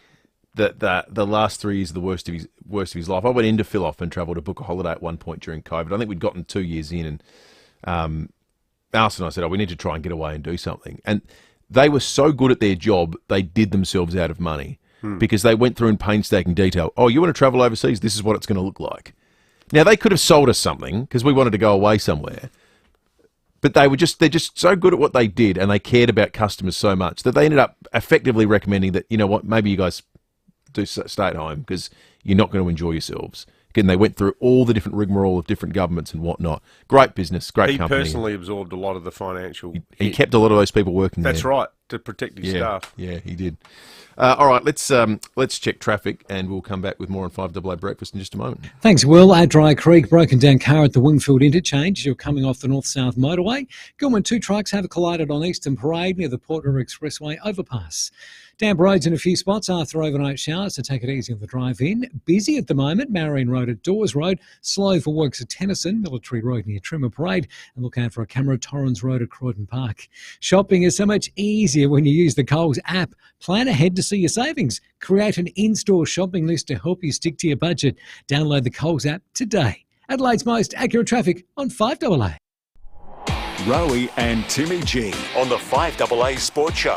Now, they say the month of May can make or break your season, and our 2 club seasons are this. Port Aveston North Melbourne Tigers, 3 of the 4 more than winnable. Crows, Geelong, St Kilda Bulldogs, Lions, all probably top 5 teams. We know a lot about them. Rowie and Timmy G. It can be very defining. I reckon they should be absolutely excited about that month. 4 p.m. weekdays on 5AA. Australia's greatest sporting rivalry is back. The 2023 Ampol State of Origin Series. Kick off your Origin experience the right way at the official pre-game party inside the pavilion at Adelaide Oval on Wednesday, May 31. Mingle with rugby league legends and enjoy 2 hours of food and drinks. This is the perfect way to start your Origin experience. To book, see nrl.com/hospitality or email hospitality@nrl.com.au. Need a forklift? Don't just get a forklift, get a Toyota forklift. Toyota is the world's #1 forklift brand with a great range of pallet jacks, walkie stackers and reach forklifts right up to their leading Toyota counterbalance forklifts. Legendary reliability and safety with cleaner, greener electric options. Toyota can tailor the right forklift solution for you. It's all part of the Toyota Forklift Advantage. For more, visit toyotamaterialhandling.com.au. Get a Toyota forklift. It's time to raise the bar. If you're organising an event, anything from a small meeting to a grand gala, you'll know there are many things to consider. So trust the experts at Adelaide Convention Centre to help you elevate your vision. With the support from our team at every stage, you'll be amazed at what can happen in turning each aspect into an unforgettable experience for both you and your guests. Contact our team and discover the magic to elevate your vision at Adelaide Convention Centre. G'day, it's Eddie May here from NRG Solar. People buy a solar system to save money and do the right thing by the environment. So why would you buy a battery? Well, people buy a battery because they want independence from the grid. They don't want to be inconvenienced in the event of a blackout, and of course, protect themselves from future power rises. Now, electricity is going up, so whatever your needs are regarding solar and battery storage, you can rely on NRG Solar for the right solution. Visit nrgsolar.com.au. If you need to fix your pipes, call Precise. Call Precise. If your toilet's blocking up, call Precise. Call Precise. If your lights aren't turning on, or your hot water is gone, or a plumber or an electrician, call Precise. Precise. Precise Plumbing and Electrical. Call 1300 700 200. That's 1300 700 200. For fixed price services, call Precise. For a plumber or an electrician, call Precise. Call Precise. 9 News is made in Adelaide for Adelaide. And has been since 1959. I'm Kate Collins. And I'm Brenton Raglas. Join us for 9 News tonight at 6. Breakfast on 5AA. David Penberthy and Will Goodings. The Cherry Motor 5 offers state-of-the-art driving from 33k drive away. Visit Cherry Glen Osmond. 25 minutes after 8. Coldest temp. Cut the cake. No, I haven't got this one. Average white man. Excellent record. Coldest temp in the CBD overnight, 14.3 degrees at 6:03 this morning. It's currently 15.6. The sunset tonight will take place at about 5:33 p.m. The rumour file is open. We've got a Dutton's kettle here in the studio that we are desperate to give away thanks to Debney Distributors. Taste the difference with Smeg. If you're building or renovating, make sure you check out their excellent showroom. Any rumour, big or small, whether it's going to bring down the government or indeed it's just something that's happening in your neck of the woods that people should know about, or a little whisper you've heard, you could win yourself that kettle and stay entirely anonymous in the process by 9 o'clock, simply by calling 8223 0000. And you can remain anonymous. Your anonymity, we will guard it with our lives. I tell you what, there's a lot of feedback on the Duttons text line, not much of it good, about AFL clubs taking a stand on the referendum question about a voice to Parliament. Jack says, wouldn't it be democratic if the football clubs surveyed their membership first about the voice instead of just assuming we all love it? Chris says, the voice should only be a conscience vote by individuals, not be pushed into it by sports people or sports clubs. It's no different than any other vote we have to make. And Michael says, can the AFL clubs who are going to advocate for the yes vote please put out a brief statement explaining what the benefits of the yes vote will be for Indigenous people? Thank you for the messages. All right, it's time for Fuel Watch, thanks to the free MyRA app that you can download in an instant. The cheap spots we've found are in the sort of low $1.60 range. At least a couple of them are. Roughly a third of outlets are at the $2.09 mark, but there's still plenty in the $1.60s as well. So it pays to shop around this morning. The Ampol Belair Road Mitchum's at $1.64.9. The OTR Churchill Road Kilburn's at $1.62.9. The Liberty Port Road Woodville South $1.67.5. Diesel is hovering between the high $1.70s and low $1.80s. The cheapest around is at the United Main North Road Paraka, $71.5. 5AA News coming up. Mel Doyle on the release of her new book, and the host of Channel 7 Sunrise program, David Kosh, coming up next. When elite athletes retire, they can find themselves lost for a purpose. Like Tim Ginniver. Hey, cut it out. The team at Greyhounds as Pets find former stars of the track a cosy home for them to put their feet up and enjoy retirement. Now that sounds pretty good to me. They're typically placid creatures in their later years. Mate, I can still kick a footy. And all are house-trained. No comment. For more info, visit the Greyhounds as Pets website. 5AA's Tech Talk with your host, Adelaide tech guy Richard Pascoe. Thanks to Harvey Norman Computers. Wearable tech is a fantastic way to enhance your health and fitness routine and hold yourself accountable. The Fitbit Versa 3 is one of the most reliable smartwatches in the game. It's packed with health and fitness features like 24/7 heart rate tracking, sleep management tools, and built-in GPS. Plus, you can receive smartphone notifications and control Spotify when your phone is nearby, and it's water resistant up to 50 metres. It's super easy to use, making the perfect Mother's Day gift for health-conscious or tech-savvy mums. And just in time for Mother's Day, Harvey Norman have a great offer on the Fitbit Versa 3. Save $100 off the recommended retail price and get it for an incredible $198 in black, midnight or pink. This fantastic offer ends May the 17th. Check out this great offer at a Harvey Norman store near you. For the freshest and finest seafood that helps save you money, choose Samtas Seafoods. Where else can you get 4 kilos of premium seafood for just $60? Samtas Seafoods offers snap frozen kilo packs of your favourites like fillets of snapper, barramundi, flathead and more. That's right. This week enjoy fresh garfish from St Vincent Gulf. Fillets are just $43.99 a kilo. King George whiting fillets just $57.99. Calamari from $19.99 a kilo. And large cooked king prawns just $27.99 a kilo. There's also barbecue-ready marinated shazliks, Australian prawn meat, and this week a special deal on ready-to-eat hot smoked Atlantic salmon, 500-gram packs for just $7.99 each. Samtas Seafoods, Richmond Road, Richmond, with plenty of free parking, open 7 days, including Sundays, 10 till 4. You can do just about anything online. Shop, meet new friends, watch reruns of your favourite TV shows or movies. But there's one thing you should never do online, and that's your will. From the simplest to the most complex wills and estate plans, Donlan Lawyers can answer your questions and help carry out your final wishes. For wills and estate planning, visit donlanlawyers.com. Hindmarsh Square, Adelaide, and Ocean Street, Victor Harbour. 5AA Breakfast is streaming live right now. To watch, simply head online to 5AA Facebook or search 5AA on YouTube. This is Adelaide's 5AA. A morning shower or two, 18 today, with the 8:30 news. I'm Mel Usher. Hoteliers across Adelaide are celebrating their best month ever. Occupancy rates in Mad March hit a record high, resulting in more than $60 million in revenue. That covers the Fringe, Festival and WOMAD. The Gather Round and Live Golf effect will be felt when April's figures are released.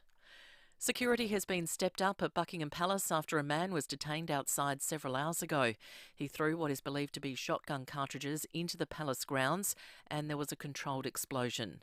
Nine's Brett McLeod is in London and says the major security scare comes just days ahead of the coronation. Pretty shocking. I mean, one of the great things about Buckingham Palace is you can walk right up to the gates, look through, see people passing by, see cars go in and out. They drive right past people every day. The King drove past when I was there this afternoon, waving at people, people waving back. It'd be a shame if they have to revisit this level of security when it comes to the coronation itself. And the federal government will donate $10,000 to a Western Australian conservation charity as a gift for the King's coronation. Friends of the Western Ground Parrot work to protect the small population of one of the world's rarest birds. Next week's budget will contain more money to help train childcare workers as parents prepare to access increased subsidies. Michael Packey reports. From July, more than 1 million families will be able to access higher childcare subsidies. The rebate for the first child will be as much as 90%, with incentives also in place for families with more than one child in care. Next Tuesday's budget will reveal the scheme will cost a little over $55 billion over the next 4 years. With a jump in the number of parents expected to make the most of the new subsidies, the government will allocate $72 million to train more childcare workers. Harvest Rock is locked in for 2023. The music festival will return to Rymall Park in the last weekend in October. The headliners are set to be announced next month. Now turning to 5AA Sport. Check out Gliderroll Garage Doors' new Timber Look Native Series sectional doors. Gliderroll.com.au. And it's over to Tom Wren. Thank you for that, Mel. Let's start with football. AFL boss Gillon McLachlan is on his way to Tasmania, with the league set to announce the state will be awarded the league's 19th licence. AFL legend Lee Matthews believes it's almost inevitable a 20th team will be introduced into the competition, but Matthews has told Wide World of Sports it might not add to the cheque for broadcasters. You've got to go to a 20th. You're not going to have a bye for the rest of the football existence, but the thought another game is going to add enormously to the TV rights, I think is folly. My kind of information is that after you get after about 7 games, the 8th, 9th game or the 10th game are worth not too much at all. Meantime, Port Adelaide forward Charlie Dixon is expected to be okay to line up on Sunday against Essendon. That's despite appearing to struggle for much of the match against St Kilda. Dixon missed the previous week due to a knee problem, but assistant coach Josh Carr says he should be fine. I don't think he's in doubt. I'm pretty sure he's pulled up well from the game. Obviously, he was a little bit sore going into the game, but he did what we needed him to do and gave us a contest and kicked an important goal also. So. We're expecting Charlie to be out there this weekend. Good to hear. Australia has lost its number 1 spot on the ICC's Test rankings to India. That's ahead of the World Test Championship final next month. One game in the English Premier League this morning. It was Arsenal 3-1 winners against Chelsea. And Greek tennis star Maria Sakkari has moved into the semi-finals at the Madrid Open. Men's top seed Carlos Alcaraz has cruised into the quarters with a win over Alexander Zverev. And that's the 5AA Sport. Now checking 5AA traffic. Worried about cheap insurance? Who offers great value cover you won't regret? Amy does. Before buying insurance issued by Amy, read the PDS and TMD at amy.com.au and consider whether it's right for you. At Ingle Farm, got a burst water main, Walkleys Road near Beervich Road. Dry Creek, broken down car at the Wingfield interchange. That's as you're coming off the North-South motorway. Gilman got 2 trucks which have collided on the Eastern Parade. It's near the Port River Expressway overpass, and we're busy at the moment, Marion Road at Dawes Road. Slow for works at Edwardstown, South Road near Ackland Street. Look out for a camera at Milne Road at Montbury Heights.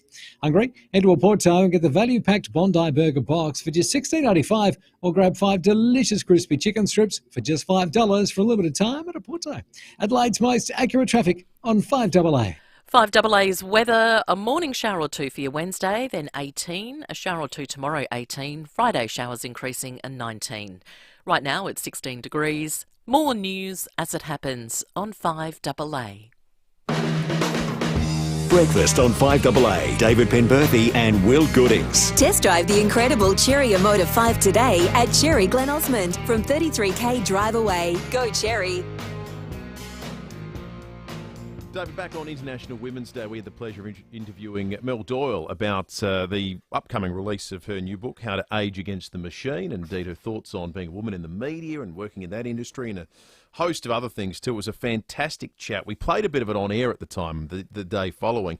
Well, that book, How to Age Against the Machine, comes out today, and it comes out against the backdrop of a conversation we had yesterday, which seems incredibly pertinent, with Ian Henschke of the Council on the Ageing, about this generation, this decade-long gap between people between the ages of 55 and 64 that seem to have been largely forgotten in a welfare sense ahead of the budget, but also in a skills, training, and, hey, you've got value in the workplace sense.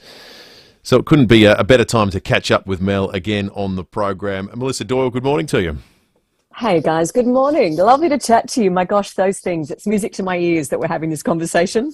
Yeah, well, look, it was a great chat yesterday, Mel, and one of the points Ian made quite obviously was that the huge overrepresentation of older women in that age bracket. Why do you think it is that as society we you can even sort of find it sometimes in descriptions of things like hair colour, where greying men are described as distinguished, whereas women just get sort of told that they're now over the hill? Yeah, we talk, the word invisibility comes up a lot. A lot of women mention that they get to a point where they start to feel invisible, both in society, in the workplace. You know, their purpose in life has changed. And, you know, you talk about vulnerability, you talk about housing, all of those things. I think like you, I was just absolutely shocked when I discovered that single women over 50 is the fastest growing group of homeless in this country. And how does that happen? You know, we live in such a wealthy country. We have so many opportunities. How on earth does that happen? And so that was kind of one of the, I guess, the springboards into exploring the why. Why does this happen? Why are women aging here and around the world and it's leading them down a path of poverty, of isolation, of, social ostracism, all of those things. So there's a lot of factors at play. Women retire with less than half the superannuation of men on average. We spoke to one woman, Sam, who had a job. She'd been married, raised children, worked all her life. Her relationship had broken down. She was in debt and suddenly found herself living in her car. And she didn't have enough money to pay a bond on a home to live in, but she wasn't able to access any of the services that would normally be available to somebody in that situation because she still had a job. And these are the women that are slipping through the cracks. And I think, like you, I'm just horrified to think that that happens to women that have gone about the path that society told them to follow, for their generation in particular, did all the right things and now find themselves in this predicament. What do we do about it? We've got to do something. Does Australia have a particular problem here, Melissa? We spoke about this a little bit when you last came, but it would seem it seems certainly throughout Asia there's a respect for older generations that is unique to that part of the world. But also when you look at a place like North America, there are much older people in politics and in the media and roles like that. It sometimes feels like, both literally and figuratively, we're on a bit of an island.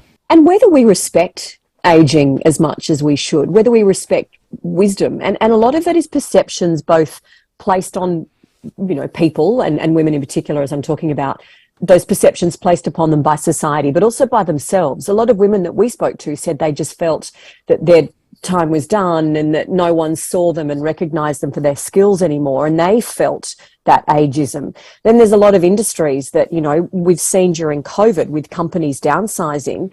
The first group to go was women over 50. And there's a perception that maybe that's not the group that can re-educate as readily, or they're not as tech savvy, or they're not as, updated on skills as a younger generation. And I think we need to shift our thinking into saying, well, the wisdom that they have, the things that they have accumulated through their working life, is just as important.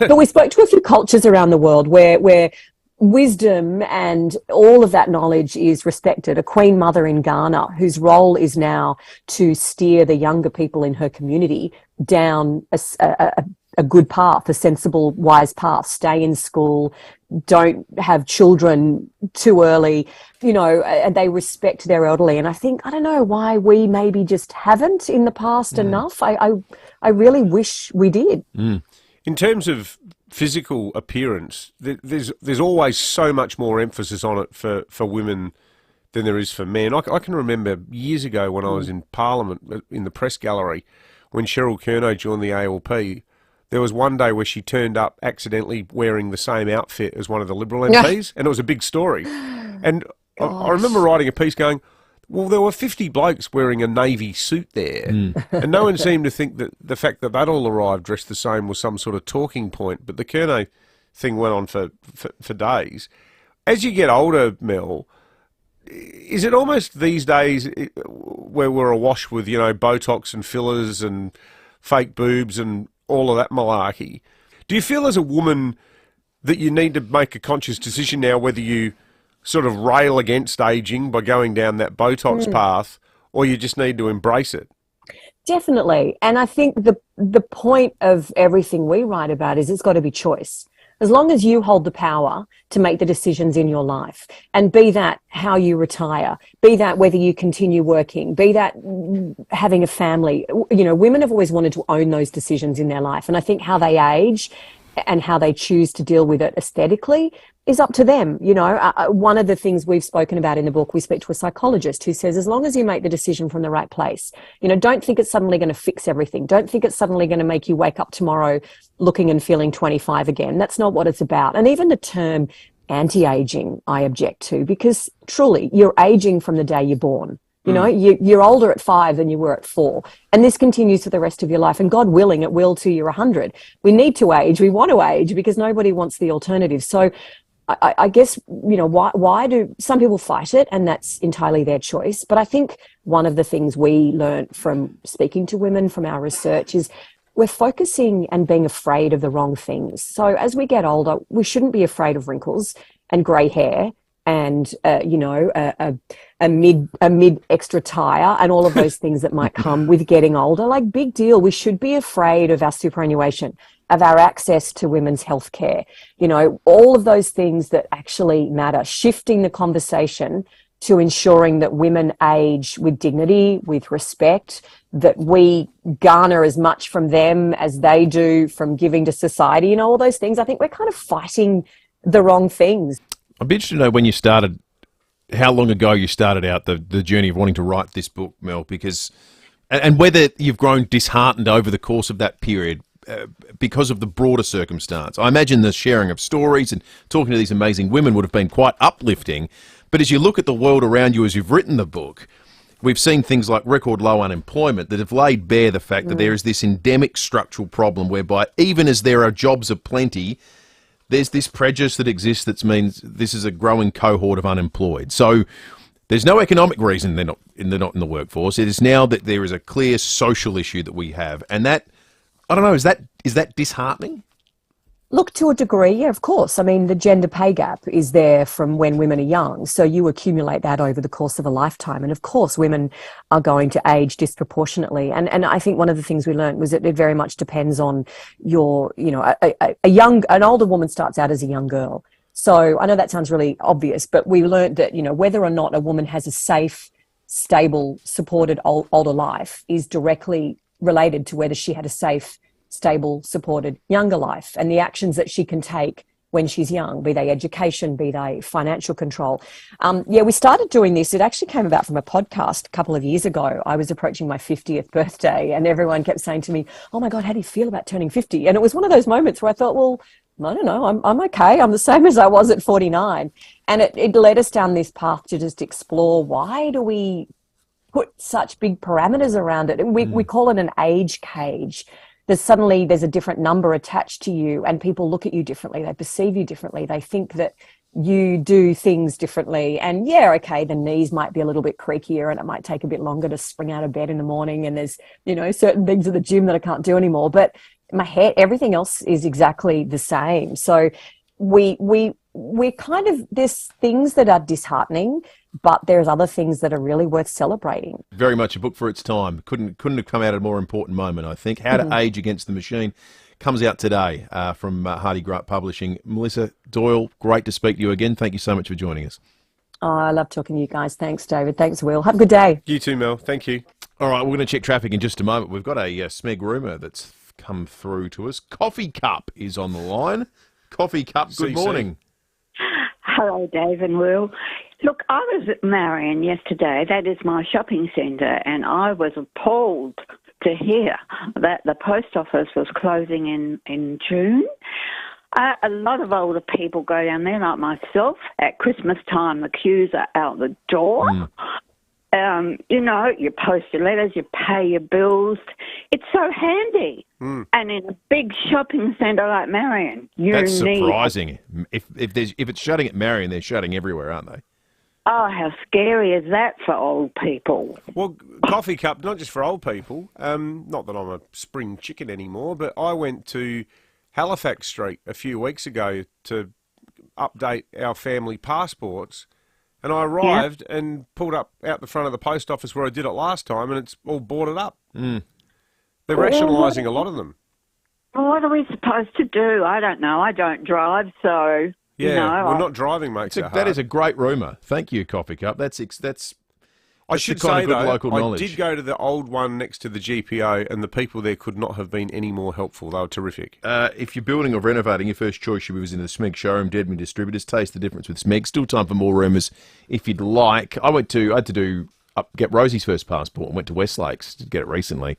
And like Coffee Cup says, the line there was out the door. It was out into the mall proper from the post office, and it was all people paying bills. We've had one on the Dutton's text line raising some questions about the tendering process by Renewal SA for the bus depot site on Franklin Street, which is intriguing. Sounds like it needs a bit more legwork, that one, though. All right, let's check traffic, and we'll get in touch with David Kosh in London very shortly. Also, Behind Closed Doors with John Blake next. Got a Bruce Watermain to look out for an Eagle Farm. That's on Walkleys Road near Beavich Road. Dry Creek, broken down car at the Wingfield interchange as you're coming off the north-south motorway. And Gilman, 2 trucks have collided on Eastern Parade near the Port River Expressway overpass.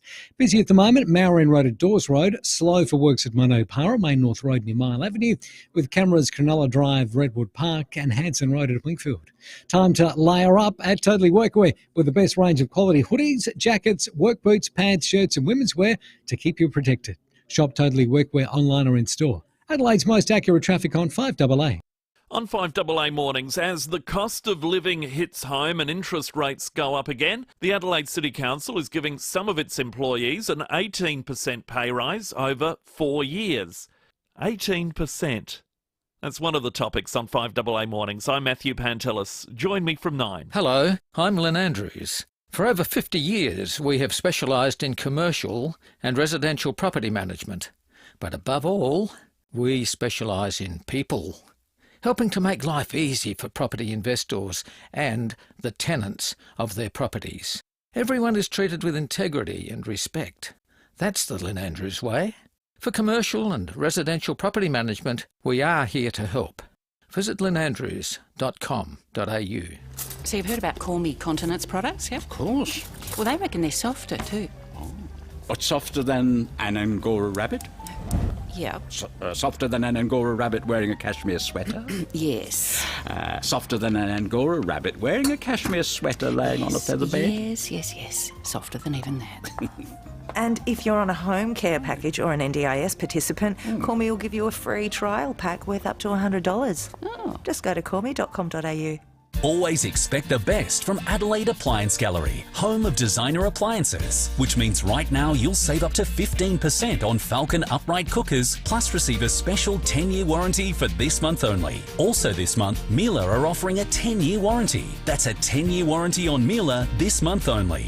We can also arrange delivery, installation and removal of your old appliance. Adelaide Appliance Gallery, home of designer appliances, Paynham Road, St Peters. T's and C's apply.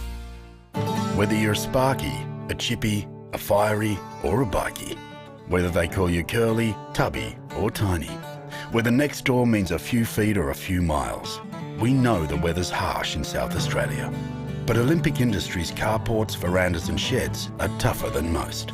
And if they're strong enough in the country, they'll be strong enough in the city. Some say strong as an ox, others say hard as nails.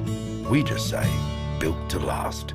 Olympic Industries. 9 News is made in Adelaide for Adelaide. And has been since 1959. I'm Kate Collins. And I'm Brenton Raglas. Join us for 9 News tonight at 6. Breakfast on 5AA. David Penberthy and Will Goodings. The Cherry Motor 5 offers state-of-the-art driving from 33k drive away. Visit Cherry Glen Osmond. 9 to 9 behind closed doors in a minute. Let's head to London. And they could never.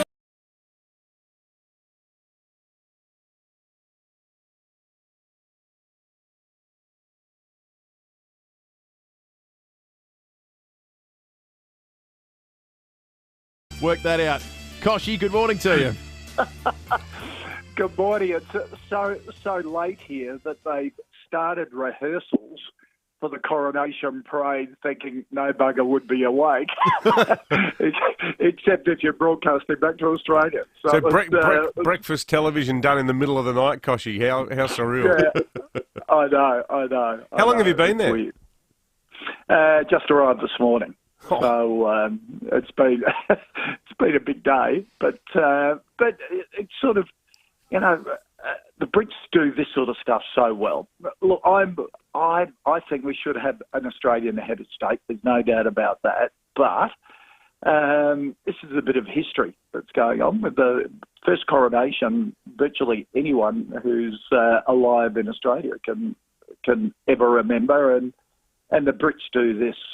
The pageantry, the ceremony so well. So, I'm quite excited. There's a bit of excitement in London about it. And, Regent Street is decked out with all the flags and London really coming alive. But a bit of a security scare this evening. We all got locked out of the media compound with this bloke who threw some rifle casings into the front courtyard of Buckingham Palace, and police arrested him. He had a backpack, so instead of just taking the backpack off and having a look, they blew it up. So that's how serious things are with the security over here.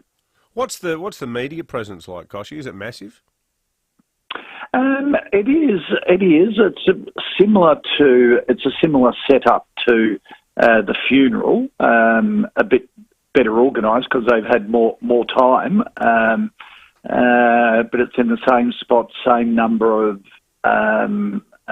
media groups there. Where in front of Buckingham Palace and NBC in America is next door to us, as they were for the funeral.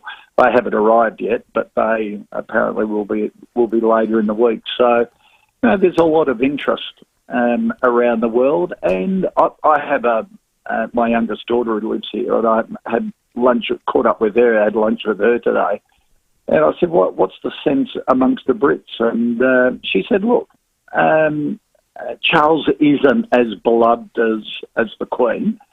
That's for sure. There's a bit of unease about, he's the only one in Britain that doesn't pay inheritance tax. So Mum died and he got to keep everything. So that grates on a few people. But she said generally everyone's looking forward to it, and they have another public holiday on Monday around it as well." So when you say there's a rehearsal going on at the moment, Koshy, what can you see? What kind of stuff gets rehearsed ahead of the event? Oh, everything. The bands, sort of all evening. There has been sort of music everywhere as different bands for the procession have been practicing and sort of teasing us because we thought, they sound as though they're getting closer. And then about midnight, they actually took to the streets. So they'd been sort of rehearsing in a park to full dress rehearsal without the King, of course, and all the dignitaries. But, all the marching and allocating the troops at different parts of the mall to keep people at check and be part of the ceremony. So they thought everyone was asleep except Australians, crazy Australians who are working. We know you're on the other side of the world, Koshy. You probably heard the news out of Perth yesterday that the West Coast Eagles have followed in the footsteps of Collingwood and issued a statement in support of a yes vote for a voice to Parliament. We were saying before it's our expectation that both the Adelaide and the Port Adelaide football clubs will do the same thing. Have Port finalised their position yet, or are you still working through the details? If you can tell me what we're going to be voting on and the final details, happy to make a stance. We've consulted, put out a statement. We've consulted with our Indigenous players and our Indigenous community leaders, and we're being guided by those in our power community. They're yet to fully understand exactly what's going on. And that's been confusing for us because we want to make sure those really dear stakeholders to us are fully informed and can give us a recommendation. So we're working through it at the moment. I still think generally there's a lot of confusion around. Will a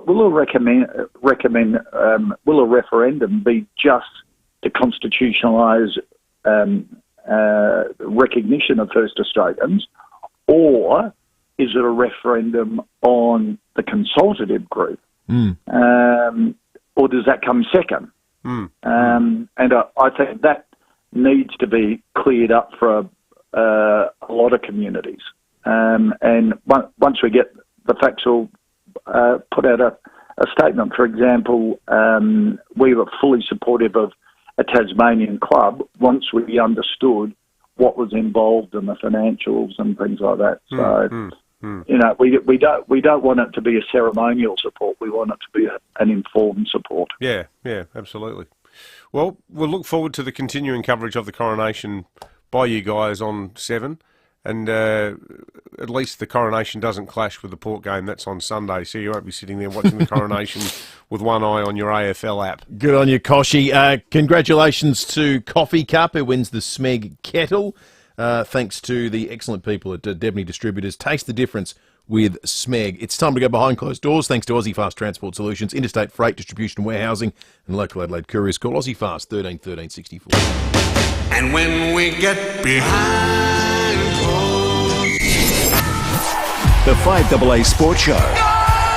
Rowie and Timmy G. 6 minutes after 4, and hopefully you're enjoying your afternoon and a massive weekend of Adelaide sport, and even bigger weekend of football here in SA. Stephen Rowe and Tim Ginniver, good afternoon. Oh, great weekend of football it was, and later on today we'll be talking to the new CEO of the AFL, Andrew Dillon. Rowie, how are you, my friend? Oh, I'm great, Timmy G. I'm encouraged, even though we lost to Collingwood. The boys took it right up to them. They did. It was a good effort against a great side. I'm not going to say the Crows coaches lost that game, but they didn't help them win it. No, that's right. I like Collingwood's DNA. They keep coming. You've got to say that about them. Oh, yeah. I'm not going to say the players lost that game, but they didn't win it. No, that's fairly true. But I tell you what, Timmy G, if you told me at the start of the year that the Crows would take on one of the top sides and take it right to the wire, I'd say you were a buckle wheel. Yeah, they're having a good crack and doing it well. If we played Port tomorrow, you'd lose by 5. Oh, here we go with these hypotheticals, and I emphasise the patheticals part of it. I did it just to stir you up, Timmy G. And what about the umpiring, Rowie? How did you see that, my friend? Those umpires were disgraceful.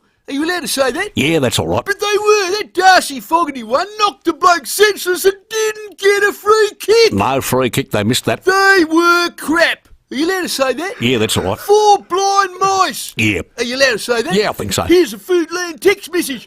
Hey, Rowe! Take your crow-coloured glasses off, you idiot. You lost. Doesn't matter if it was 1 point or 10 goals. The power would fold you blokes like a deck chair. Brenton from Belair. Wow. I hate it when listeners use clever, colourful language like me. Oh, well. What about cheating yellow mother... You allowed to say that? No. We're out of time. Matthew Pantelis is coming up, and we'll catch you tomorrow morning from 6. Gents, have you got the urge to pee again, even though you only just went?